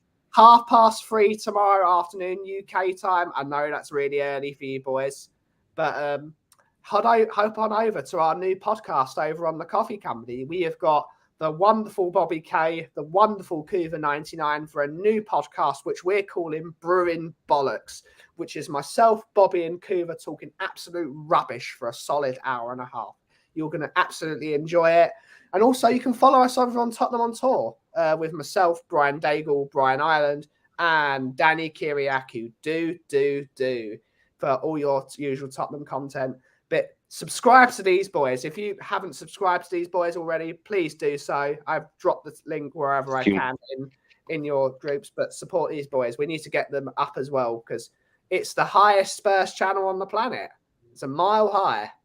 Get them up there. That is true. That is true. Big up to you, Ben. I appreciate you. You know, if I could tune in tomorrow in the morning, I will. Go ahead, brother. Thanks you for having me. Tune in for everyone. And as always, Levy out. Cheers, boys. Big up, brother. Cheers, guys. Big up. I'm out too. All right. Be easy, brother. Be easy. So I know Jacob and Ben, I put the link in the comments. If you guys, if anybody wants to join, it's definitely up, open for discussion or whatever it is anybody wants to talk about. Man, just aneurysm in the comments. Eric Dyer has sent poor Jacob on a destruction path. Oh, don't even get Jacob started with let me go through some of these actually now that you said something. Let me just go through these real quick, brother. So true, Scott, big up. And I think this is when we were talking actually about Eric Dyer.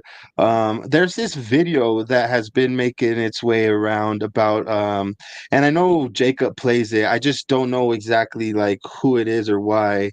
But he's basically they're talking with Eric Dyer, and the guy's like, "Oh, you play for Spurs.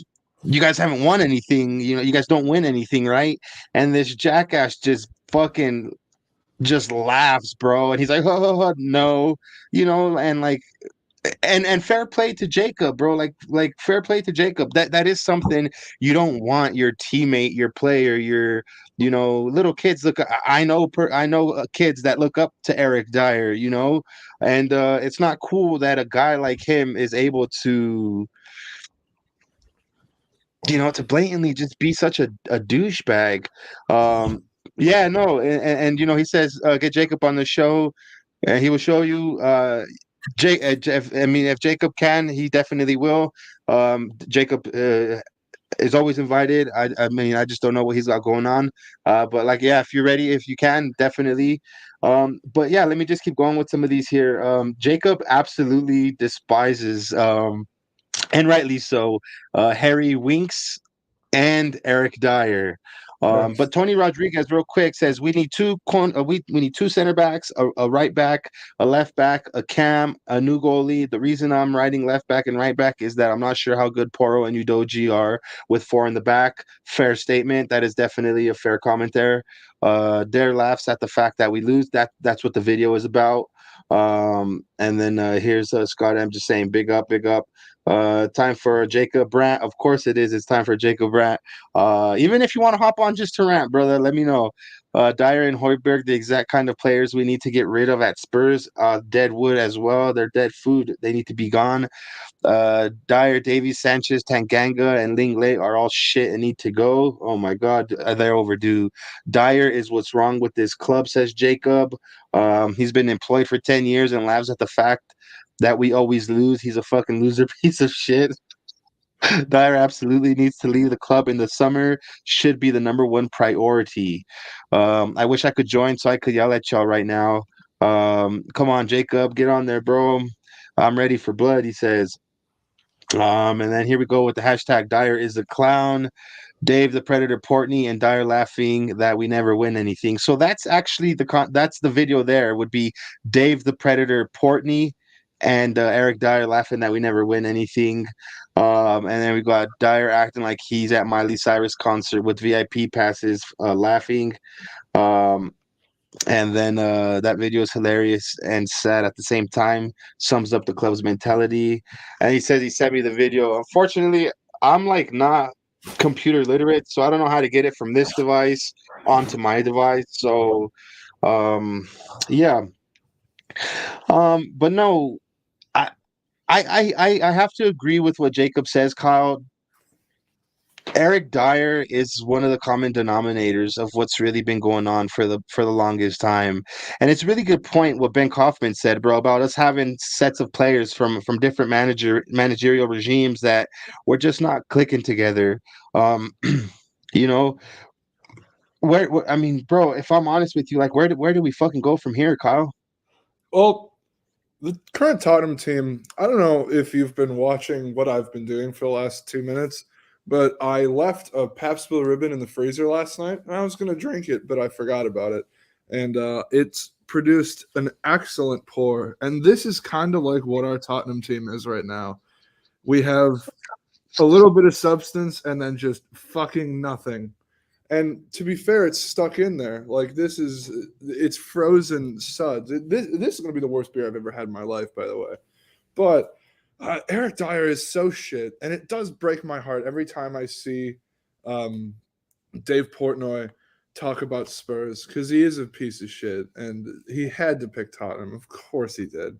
We've gotten, like, Mort, our president, has gotten into Twitter beef with some other people who are excited about Dave Portnoy being a Tottenham fan. There's a stark divide in the American community about him, as he is a tosser. But we're so shit. Oh my, like, usually when I'm on this podcast, I'm like moving, talking with my hands. Like the last 45 minutes, I've just been sitting here like head in hands. Tottenham is really just hurting my soul at the moment. Hold on, just hold that thought right now. I have a quick intruder that just wants to get that wants to give the fans what they've been asking for. So I'm just gonna bring him on here right now. Hey, What's going on, my foremost, homie? fuck Eric Dyer. He's a punk ass bitch. My offer still stands for him and Harry Winks. Both of them ugly motherfuckers.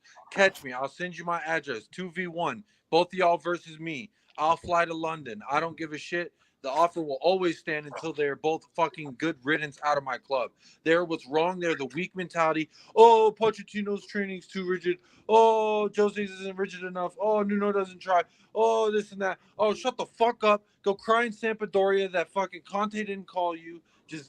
I can't stand the mindset of these Tottenham boys. Oh, I want to be buried in fucking. I'll bury your bitch ass in Tottenham tomorrow. That's how I feel. But you know what?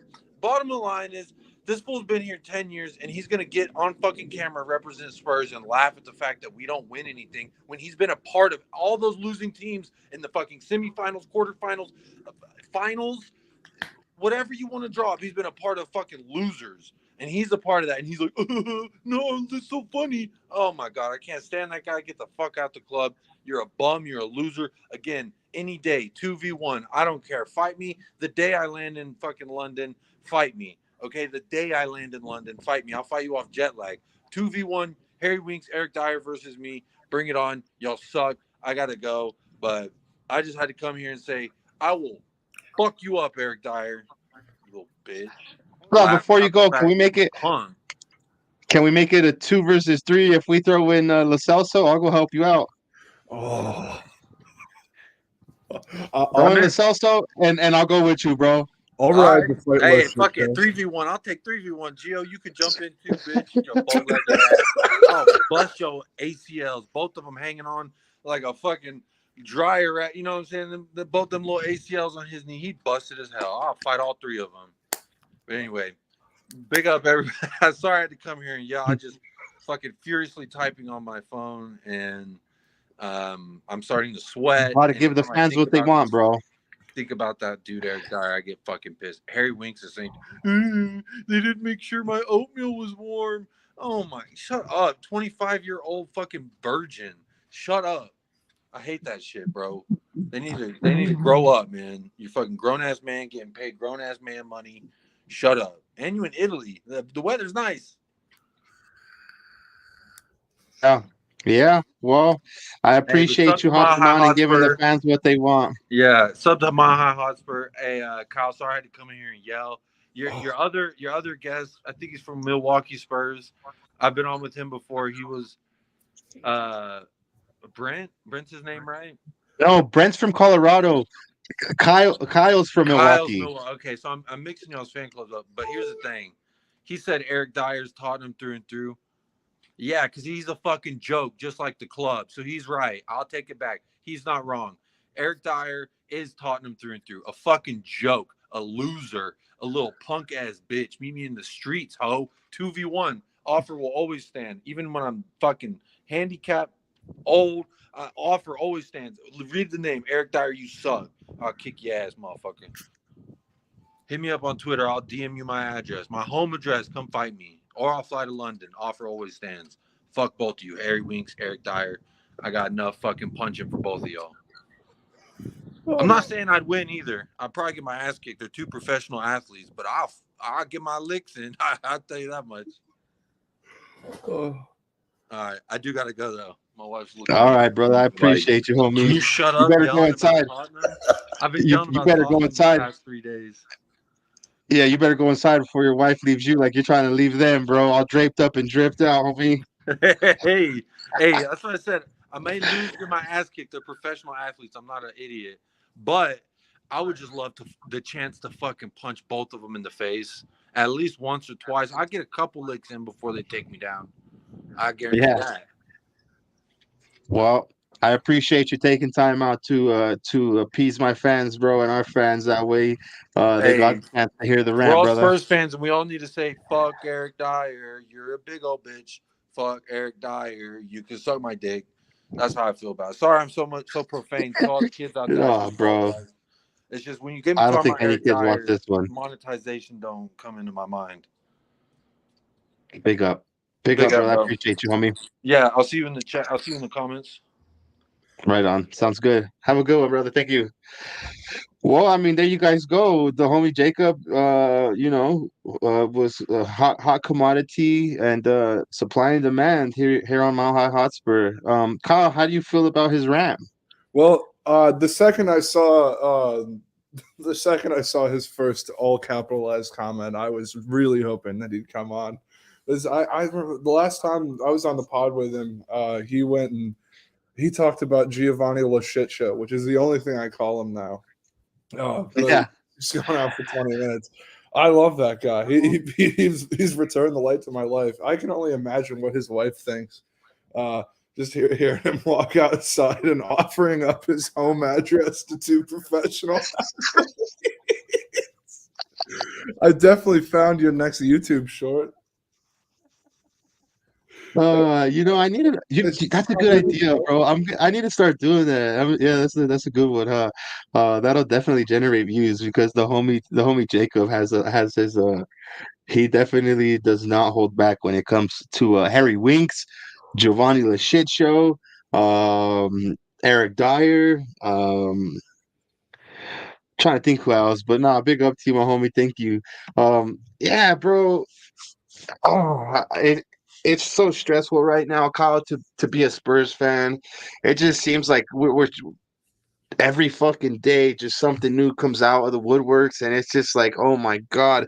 It's like I was actually listening to, I want to say maybe Bob Spur or another channel, and they had asked, what movie would you if you could pick a movie that depicted the Tottenham season so far, which one would it be? And I picked Groundhog's Day, right? Because it's like I wake up and it's the same shit over and over and over and over and over, and it drives me insane, bro. And I just feel like, why can't we just catch a break, dude? All these other teams around us, in and around, are catching these breaks, and we're just stuck in the slow lane, bro. Good one's Green Mile. Just get tortured and then electrocuted. That's how I want to go out after seeing That's a good Tottenham one. in my weekend. That's a good one. I don't know. I feel like supporting Tottenham kind of feels like my favorite movie of all time as a kid who grew up in the suburbs of Chicago is Ferris Bueller's Day Off. Watching Tottenham, it kind of feels like being Ferris Bueller's sister Jeannie, or like what's the name of the girl, the sister of Phineas and Ferb. It's like, some shit's going down over there. Yeah. That was a good one. Phineas and Ferb's sister. Candace. Candace, yeah. Yeah, so I mean, yeah, it's like depressing, bro. And then, what makes it even worse is you see results like the one today, Newcastle just thumping United. When I mean, let's be real, I was rooting for United to help us with the cushion from Newcastle breathing down our neck, and they just let us down too, bro. It just seems to be the way the season's going. We need these teams to drop points and they actually pick them up. Teams that you think are going to win are actually going to lose, and and then. But I think today the highlight of the day was definitely Chelsea getting beat by Aston Villa, and then the news that they actually finally sacked Graham Potter, which I think a lot of us kind of were waiting for. But to kind of go back to the beginning of this conversation, that's the domino that needed to fall in order for the rest of these to fall. What do you think, bro? I don't know. I wanted them to keep Potter because he, like I said earlier, he's a giant fraud. He's shit, always has been. The only reason he ever got any job in England is because I want to say he was at Östersunds, and I believe that's a Swedish club, and they played the scum in the Europa League one year and beat him in the first leg, and that's how Graham Potter became a football manager, because he managed that team. I wouldn't mind us getting. There's this lad. Oh, I think he coaches Reims in France. His name is Will. Oh, Will Still? Will Still. Love the guy. I mean, I don't know if he seems like he's decent as a manager, but I just want having him as a coach must be so funny, because he sounds like a mixture of a French art critique and then my cousins. The fact that he switches off from a perfectly fluent French in a French accent to just being my cousin, it's wild to me. Fucking stay focused up there, then. It's the best. I want him so bad, just for the banter, Jacob says, I wanted Potter to stay also, but now I bet we go for him, and I'm gonna hate that. Oh my god, I'm gonna hate that as well, bro. You're not the fucking only one, dude. I'm gonna hate that as well. The one thing about Will Still is he doesn't have his UEFA badges, so I think Reims or however it is pronounced, they actually pay like a 20,000 pound or euro fine every game for him managing that club. So can you imagine the faith that they have in that guy to not only pay his salary, but then they're actually paying this dude all this money, all the fines because of him? He must be a really good manager, bro. And I think he's come up off of that Football Manager, right? Yeah, or he has a lot of links with that Football Manager. He was he played for a little bit, I believe. I just watched an HITC video about it. He played around a couple places, but he got a couple assistant jobs because he just pestered some manager into giving him a position. Yannick Ferreira, they were in the Belgian second division, and he wanted a job in football management. So he's like, I will do it for free. I will go through your games and mark down, like take notes on film. And then they offered him a position, and then through sackings and moving to different clubs, he became manager at different clubs. And he only became first team boss at Ream because the original manager got sacked, and I know that the fines have stopped, but okay. because he is actively trying to get his coaching license. But no, Yeah. that's a manager who I'd like. Just like, I mean, honestly, just anybody who doesn't make me dread waking up at 6 a.m. to watch 11 stupid men on the television drop points to mid-table opposition. Yeah. Real quick, Totspur, big up to you, my homie Totspur says, hopefully Rodgers and Potter will do as they did before and turn us down. That's a good comment. I hope so too. Yeah, bro. I just feel like the next manager has to be like, Ben Kaufman. He hit the nail right on the head with the hammer. It's got to be a lower ranked manager that's not this dude that thinks he's gonna come in and just do shit his way, wanting these players and those players. He's gonna have to kind of be like a jack of all trades, like a MacGyver, if you will. You know what I mean? Just do the best that he can with what he has. And I mean, at the end of the day, that's all you can ask for. So yeah. I'm so tired of us signing sacked Chelsea managers. I mean, there's been like 4 of them. There's, I believe, Wande Ramos or somebody from the early 2010s. He was a sacked Chelsea manager. Jose Mourinho, Antonio Conte. We were linked with Tuchel. We'd probably be linked with who's that lad who took over for Mourinho on a part-time basis? He was at one point, he coached for Bayern. He's actually good though. Where, at Chelsea? Yeah. Whoever when Jose got sacked because they were in like Yeah, it was the dude from Real Madrid. Right? He's the Real Madrid coach now. Fuck, I can't think of his name, bro. Carlo Ancelotti. No, was it Ancelotti? I don't know if it was. Because it Was was Ancelotti at Chelsea? Or was it Rafa Benitez? I don't think it was Rafa Benitez. It might have been Carlo Ancelotti. Let me look him up. I think it might have been Carlo Ancelotti, bro, because I think he did take over Chelsea. Or was it Sarr? The Italian manager, Sarr. No, Or Gus Hiddink. Sarri was after. Scott Hiddink. Gus Hiddink. Yes. Yeah. That's what I was. Big up, Carlo Scott. Okay. I'm pretty sure Hiddink was a Champions League winning assistant coach at Bayern. I think he was there the year they won the Champions League. Honestly, you know what? I wish that I could do with Tottenham what I'm about to do with this bastard beer. We're in the mud here. We're done with this fucking thing. I'm just grabbing a room temperature one because I hate myself. I always get a lot of Chelsea as well. Friends and family for only drinking cold beer, but they don't realize that beer over here is fucking awful. I love Pabst Blue Ribbon, I truly do. I live next to the brewery, but drinking at room temperature is akin to pulling teeth. Big guy. Yeah. So hey, there's this video that this dude named you mentioned HITC, right? The channel, that's a good channel as well. I watched this cat named Visa. Mm-hmm. He put out a video a week and a half ago about this downfall at Spurs, and that was actually a really good watch, bro.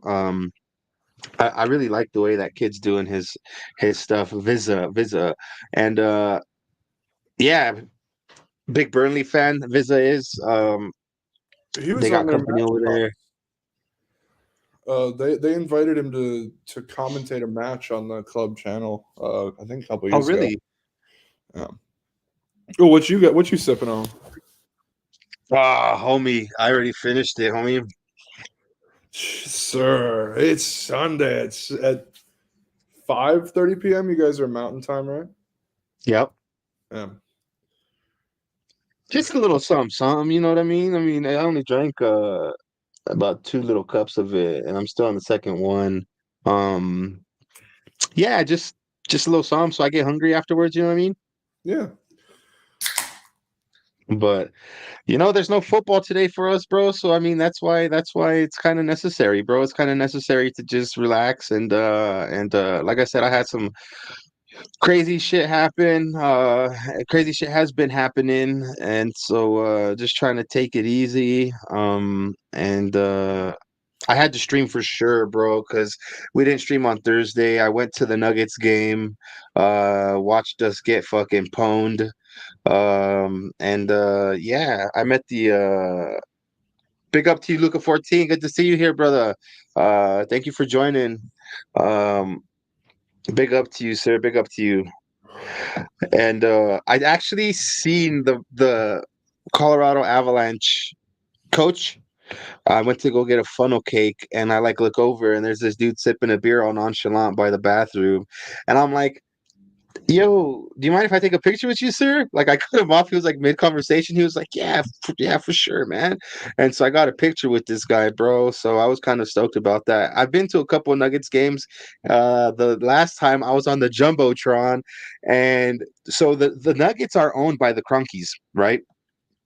And so I went in my Ledley King jersey, and I made it on the big screen. And as soon as I did, bro, I turned around and I start pointing to the back of my fucking kit, bro. Like, yeah, yeah. Oh yeah, bro. Let's see here.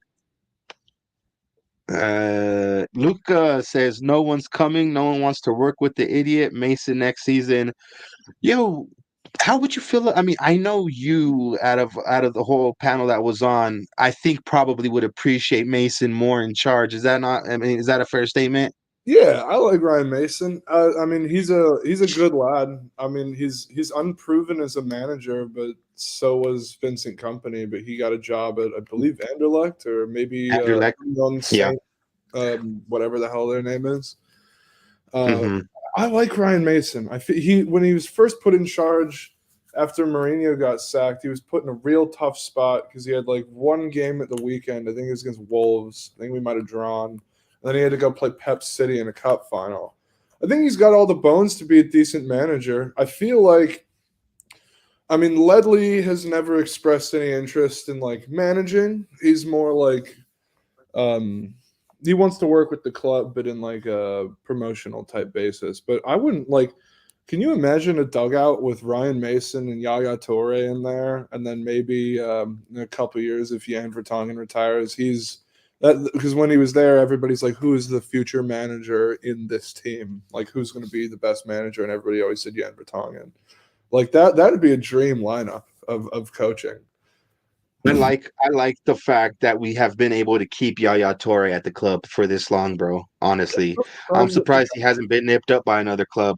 I don't think he would go to a Man City, knowing that like him and Pep they've butted heads at Barcelona and at Man City. So I think that's why he hasn't been back to Man City. But as long as like I said before, as long as we don't forget it's his birthday and we give him a cake, I think he'll stay with us for a while. You know what I mean? Yeah, I was so surprised when we got him.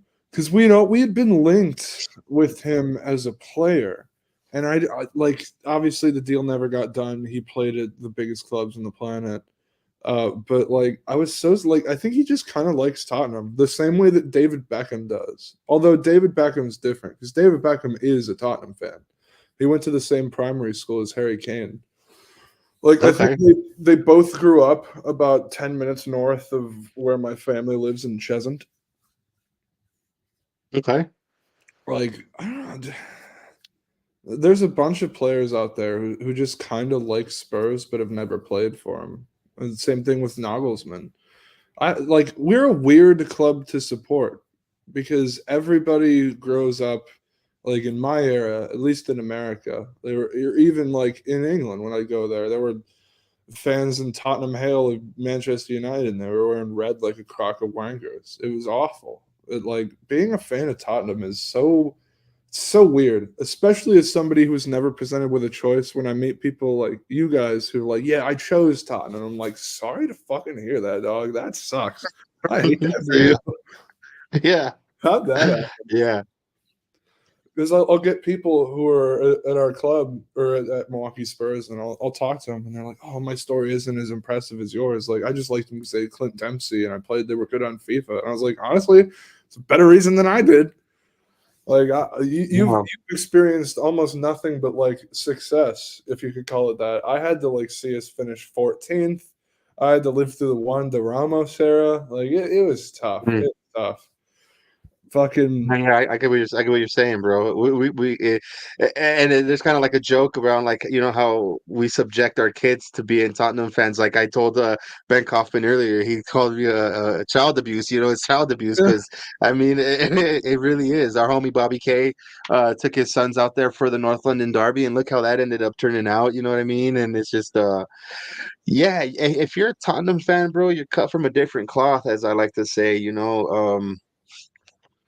Yeah, so what's up, brother? Yeah, we're doing good. We're doing good over here. Just Kyle, I'm not saying this just because you're here, brother, but whenever I get a chance to talk to you, bro, I always take advantage of it because it's always a fun time, dude. It's always a fun time. Um I don't ever really like talk about why I became a Spurs fan or how I have before, and some people kind of know, but like I don't know if I've told you, but I just know that like when I was younger here in Denver, you know, I grew up in the projects and then in the you know in poverty, bro. Honestly, my mom was a single mother of three kids. We lived in government housing, and it was a bad area, right, in the west side of Denver, which was at that time going through a major turf war for two gangs, the GKIs and the Inca Boys, and so when I got into like middle school, I ended up starting to hang out with my cousins, and I mean basically my cousins and the bad influences at school who were part of the Bloods. And so when I got into middle school and high school, I then, you know, earned my stripes, if you will, and I became part of a gang myself, which wore nothing but red. I'm talking red hat, red shirt, red Dickie shorts, red Chuck Taylors, red sock, everything, bro. There's times where I would go out and I would be red from head to toe, bro. Not even joking. And I just caused I just kicked up so much smoke as a youngin. And when I was 21, I'm 35 now, so 14 years ago, I got into some trouble, and I was actually looking at a lot of time in prison. And I was accused of some shit. You know, of course, we're all. I didn't do what they had accused me of, which is why I'm here today. Um, and I'm able to talk about it. But when I was in jail, I was like, there's no way that like I'm gonna continue to be part of this gang that, you know, has abandoned me for one, right? I'm sitting here by myself on some stuff that other people did. And so when I got out, I told myself I'm gonna stay away from all that bullshit, and I did, bro. And I did. I started hanging out with my younger friends, who were my friends that we played a lot of sport together, football, basketball, baseball, all the sports. And when that happened, I noticed that we would watch a lot of Champions League matches, and we would watch a lot of football. And my friends were Manchester United fans. They were Arsenal fans. Barcelona, Real Madrid fans, and so naturally, I'm not gonna lie to you guys, I I naturally gravitated towards being either an Arsenal fan or being a Liverpool fan, even a Bayern. I even thought about being a Bayern Munich fan because of just solely based on all of the red that Bayern wear, Liverpool wear, Arsenal wear, and I tell myself this is the same bullshit I'm trying to get away from, right? And Lo and behold, one Champions League match I'm watching, and who do I see playing some absolute beautiful ball is a guy named Rafael van der Vaart and a freaking lengthy motherfucker named Peter Crouch, Oh, right? yeah. And they had me at that, bro. I then started back then, you're talking about 12, 13 years ago. It was hard to watch Premier League football on TV. Fox You had to Soccer. pay a lot of money. Yeah, yeah, Fox Soccer, you're right. You had to pay a lot of money in order to be able to watch these matches. And I was able to watch the Premier League. And I remember watching a Stoke versus Tottenham, watching just these, for me, games that were relevant. And then I'm just like, holy crap, man, I really love this team, bro. And then, from there, my love was just like, for sure, just full-fledged towards this team, dude, for sure. That's a that's a great story. Uh, mine is so wildly simple. Hello, audience. It's just me now. They let the inmates run the asylum. I'll tell you guys my story of how I became a Tottenham fan while Leo's dealing with some technical issues. I'm assuming. So my family are all Holocaust surviving Jews from Poland, and my great uncle, he was a Royal Air Force pilot from Newcastle, and he was downed over Katowice in Poland, and they were put in the same town in the same like concentration camp as the rest of my family. um, my great uncle spoke English, and he got to talking. And then after the war was over, and my Polish family was reunited with each other, my great uncle fell in love with my great aunt, and then eventually my grandmother, who is my great aunt's little sister, she married my great uncle's little brother. So it's two sides of the family married each other twice. They moved to London for a while, and then my grandma and grandpa moved to Chicago in the late '60s. Had my uncle and my dad. That's why growing up it was so tough to watch Tottenham. It was like ESPN, Fox Soccer Network, like, and even before that, I barely even remember. They'd find the games. I'm pretty sure my dad had a proto computer that he used to stream games to our television on. But no, watching Tottenham was always like I did not meet another Tottenham fan in the Western Hemisphere that wasn't an Englishman until I was probably like 16.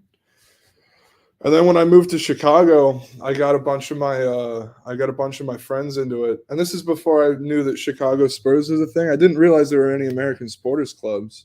The only reason I ever found out about Milwaukee Spurs is because Mort and Jared were calling people cunts on Twitter, and I was like, I like these people. I'm gonna go say hi when I moved up here.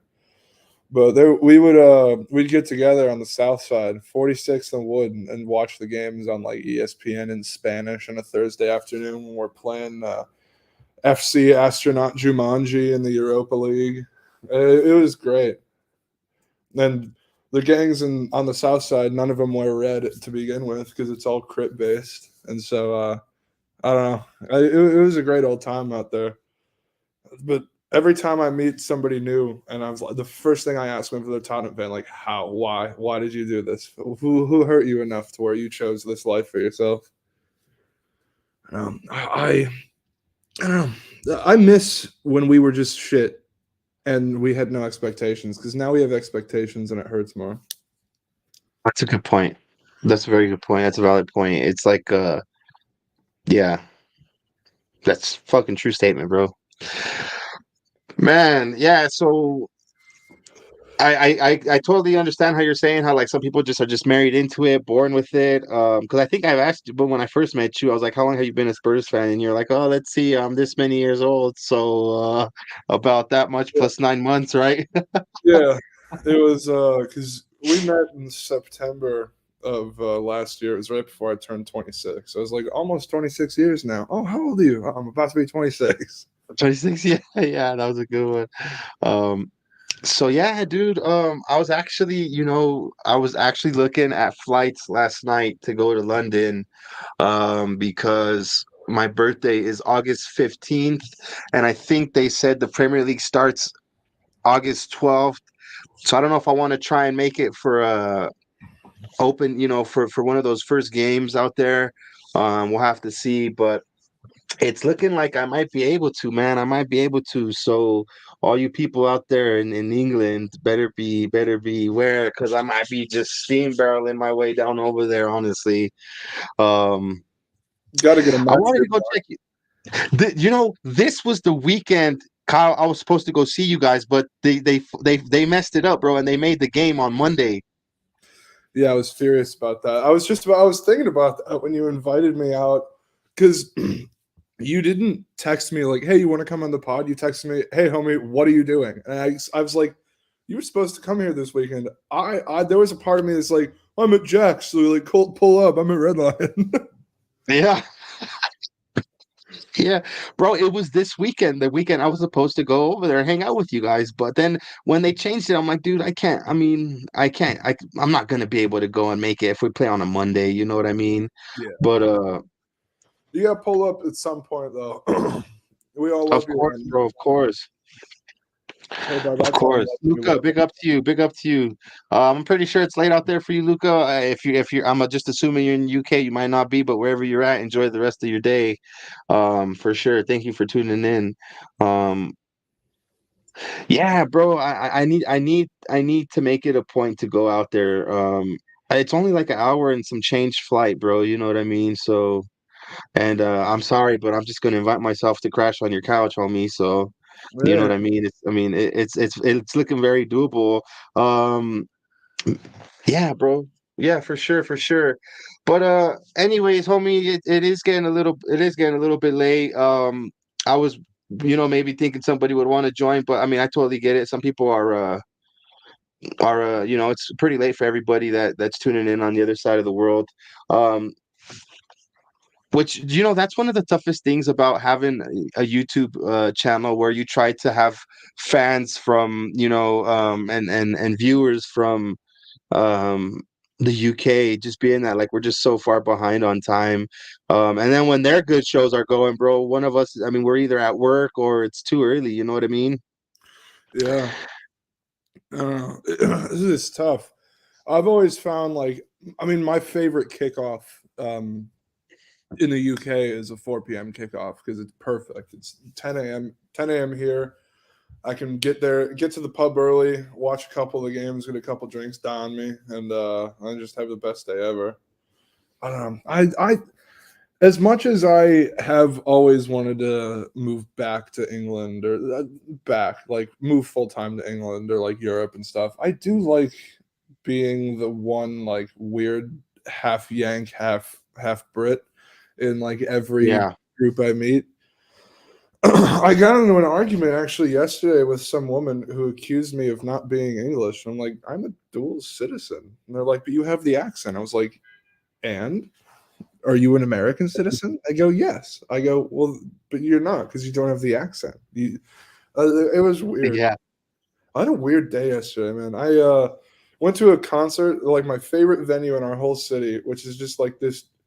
It's basically a house, but it's just like, it's super cool, but it is just a little shithole bar with a stage at it. It was so much fun. Yeah. I won't. Yeah, bro. I had a lot of fun when I went out there. We'll be in contact, bro, because I do want to go before the season ends. Even if it's the last game of the season, bro. We might end up having a celebration, for a fucking highly anticipated top 4 trophy, if you will. You know what I mean? The last game of the it's the last and the first are my favorite games to go to at Red Lion, because that's the first game of the season. Obviously, you get to see everybody, and the drinks are flying. The weather's usually nice. But the last game of the season, we do board elections. And I'll be if I win president, which is what I'm trying to do. We'll have some news to share on that front. Come the For sure. You need a campaign manager, homie. Let me know. Honestly, or you need some sort of corrupt politician, let me know, bro. I don't know if it's different in other supporters clubs, but we basically kind of just like have an idea of who's going to be the president, and then he kind of forces people to be on the board. Like that's how I joined our board. I'm the secretary now. I run all the social media at Milwaukee Spurs down here, and I was just like, it was my friend Mort, who you've met. He's like, yeah, I'm the president. I was like, cool. I voted for him, and he's like, we need a board position. You're now the secretary. I was like, do I have to be? He's like, yes, you do. Actually, you must. Yeah. I know here in Colorado, the Colorado Spurs, the chairwoman is actually giving up her seat, I think, at the end of this season. And she told me that, that I could be in the running for it. But they haven't said anything after I got in a fight with the Chelsea fans at the pub. Maybe they were just like, we don't want this haymaker throwing motherfucker leading the charge. Maybe they do, maybe they don't. I don't know. They just haven't said anything about it since. There's But only been one president of Milwaukee Spurs who has not gotten into a fight at our bar. No, actually, no. Mark did get into an altercation with somebody. Every single chairperson at Milwaukee Spurs has gotten into a physical altercation at some point in our bar. that's funny. It got so bad because we used to meet. So our bar is on the like sort of middle east side of the city. We used to meet at this bar on the south side called the Highbury. And we eventually stopped going there because we'd get into fights with Arsenal fans almost every week. It was bad. They still meet there, but now we're far bigger than them as a club. Like Milwaukee is a Tottenham city. There is no other club who can touch us other than maybe Liverpool, but they don't even meet in the city. I remember when I was walking around Milwaukee downtown, I ended up going to the Irish pub that you guys have right there downtown. Ooh, the Irish pub. The huge one. No, the huge one that takes up like half of the block, bro. It's on the corner. It's like on that diagonal corner, right? And it takes up like that whole side. Diagonal corner. Is it like an actual Irish bar, or is it like they have the Irish flags outside and everything like that, bro? I think you're talking about Trinity. No, it's not. I would remember the name. It's not that one, dude. They have it's like on the corner of like this like this triangular corner, and it takes up literally like the whole.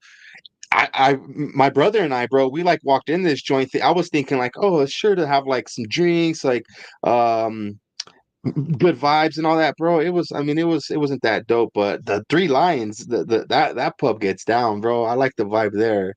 Three Lions, I was there yesterday. So Three Lions is owned by the same people who own our bar, Red Lion. And I've always said... Red Lion, that's the one I'm talking about. I'm sorry. The Red Lion, not the Three Lions. The Red Lion, I'm sorry. But Three Lions is our sister bar. And I've long said that if you want to watch club football, you go to Red Lion. If you want to watch international football, you go to Three Lions. I go to a lot of England games out at Three. There's a crock of lads who always make fun of me for being an American who supports England. But it's a great time. It's such a great city. Is there a huge England fan base there as well for the international games? Or is it just... or how does a lot of USA fans or what is mixed batch of people? So it all depends on who's playing. But there's a giant crock of English lads because there's a couple area universities who have a very long storied history of just pulling kids from England to come play on their soccer teams. And so that's how a lot of people who are English come to Milwaukee. And then like the England games, you pretty much only watch them at Three Lions. And then during the World Cup or Pete's. Pete's is another good bar downtown or down on our little party street area. But the USA matches are tough because I'm very, very, as I get older and older, I'm starting to like become less and less patriotic.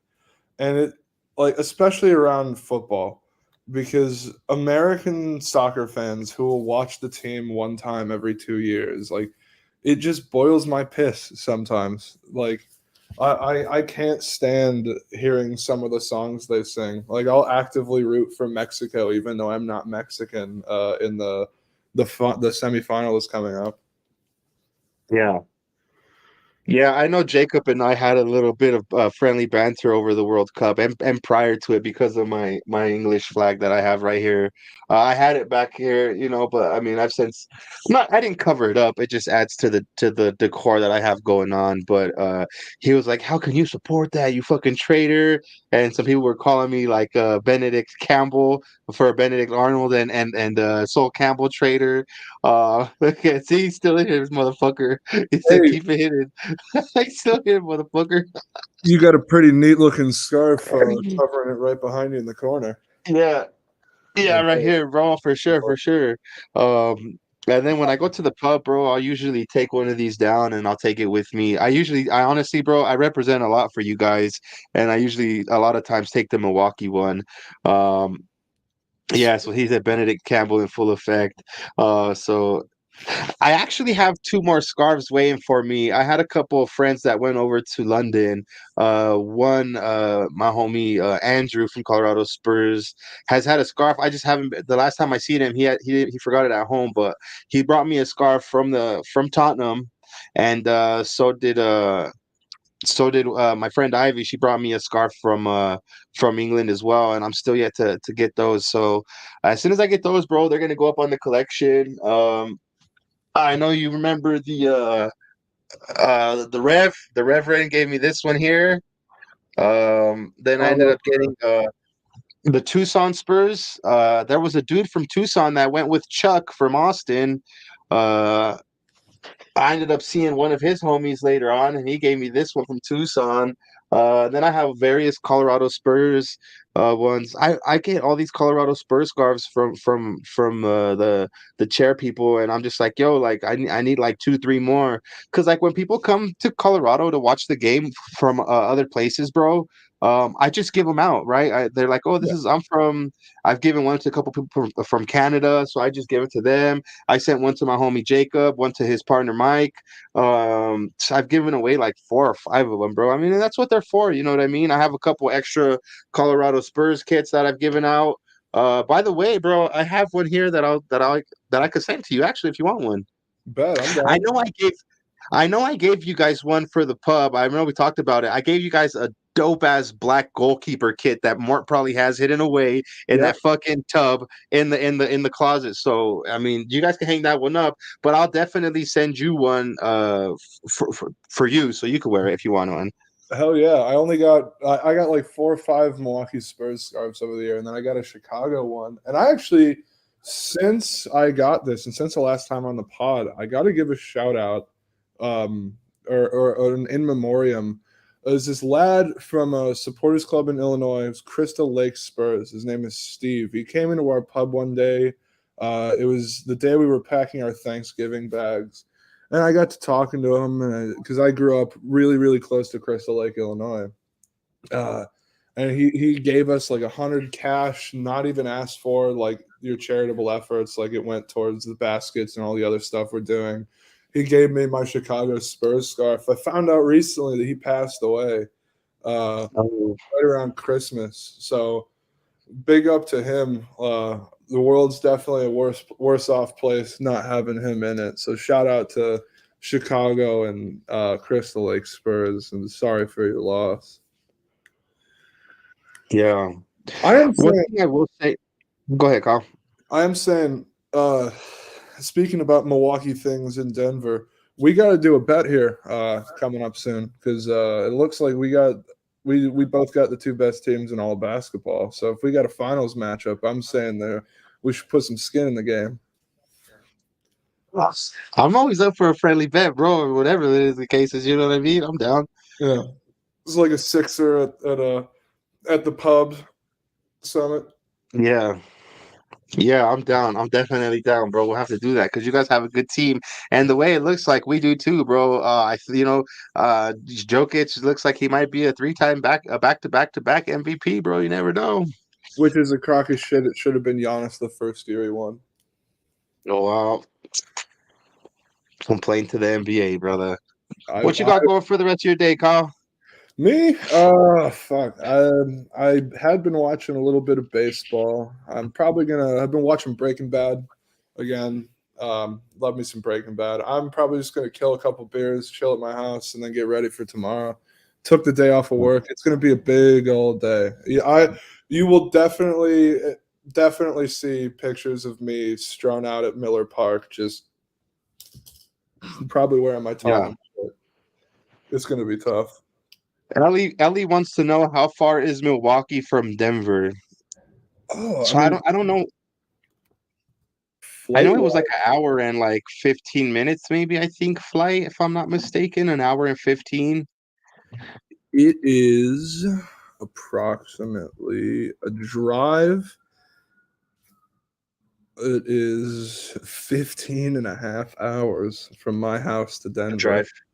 And then it's Okay. it's about 1,000 miles. So I think 1,000 miles would probably be from about Brighton to Inverness in Scotland.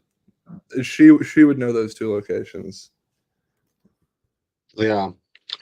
It's quite a drive. It's very, very, very short flight. It's like wheels up, wheels down type flight. You know what I mean? Oh no, it's longer than the entirety of the British Isles. It's from like Okay. I think it would probably be around from like Cornwall and like Plymouth all the way to the Scottish Highlands. It's a massive distance. Okay. Yeah, that's a trek for sure. I was actually talking on the stream the other day, and I was telling them when I go to England, I'm actually gonna try and make it to a Mansfield Town FC match because that's like a second team that I like to watch or to keep track of. Um, Before we wrap it up, the homie Tot Spurs says, question, what's your prediction results for against Everton? Do we have any hope? I'm saying we'll either win 16-0 or it'll be classic Sean Dyche versus new manager football, and it will be a 1-1 or 0-0 disgusting, dirty draw on some shit pitch in Liverpool at 8 p.m. It's going to be a slog. I'm not excited about the game. If we score early, I think we got a good shot. But if it goes into the 75th, then it's 0-0. I think we're done in there. Yeah, I think we'll win 2-1. I don't think we're gonna keep a clean sheet. I'm yet to see if Hugo's back in net or if we're gonna go with Bees Fraser Forster. I know they said that if Lloris is fit, he's our number one, which worries me. I'd much rather have Forster. I think just finish out the rest of the season. That's just a personal opinion. Um, But yeah, I'm gonna wrap up this show now, Kyle. Is there anything in Milwaukee that's happening? Do you guys have anything going on? Anything you want to plug, announce, say, or just rant about before we wrap up?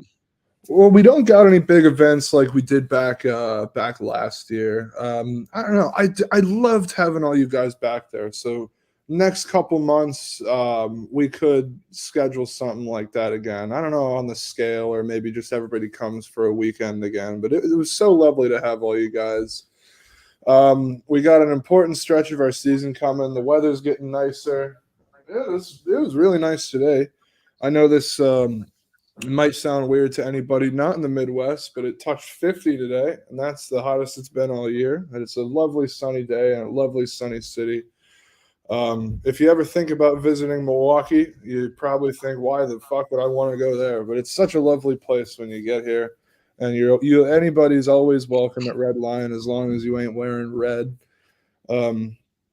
And it's we got our board elections coming up. We might have some big news after those about branding and merchandise. So it's always a great idea to follow at MKE Spurs on both Twitter and Instagram.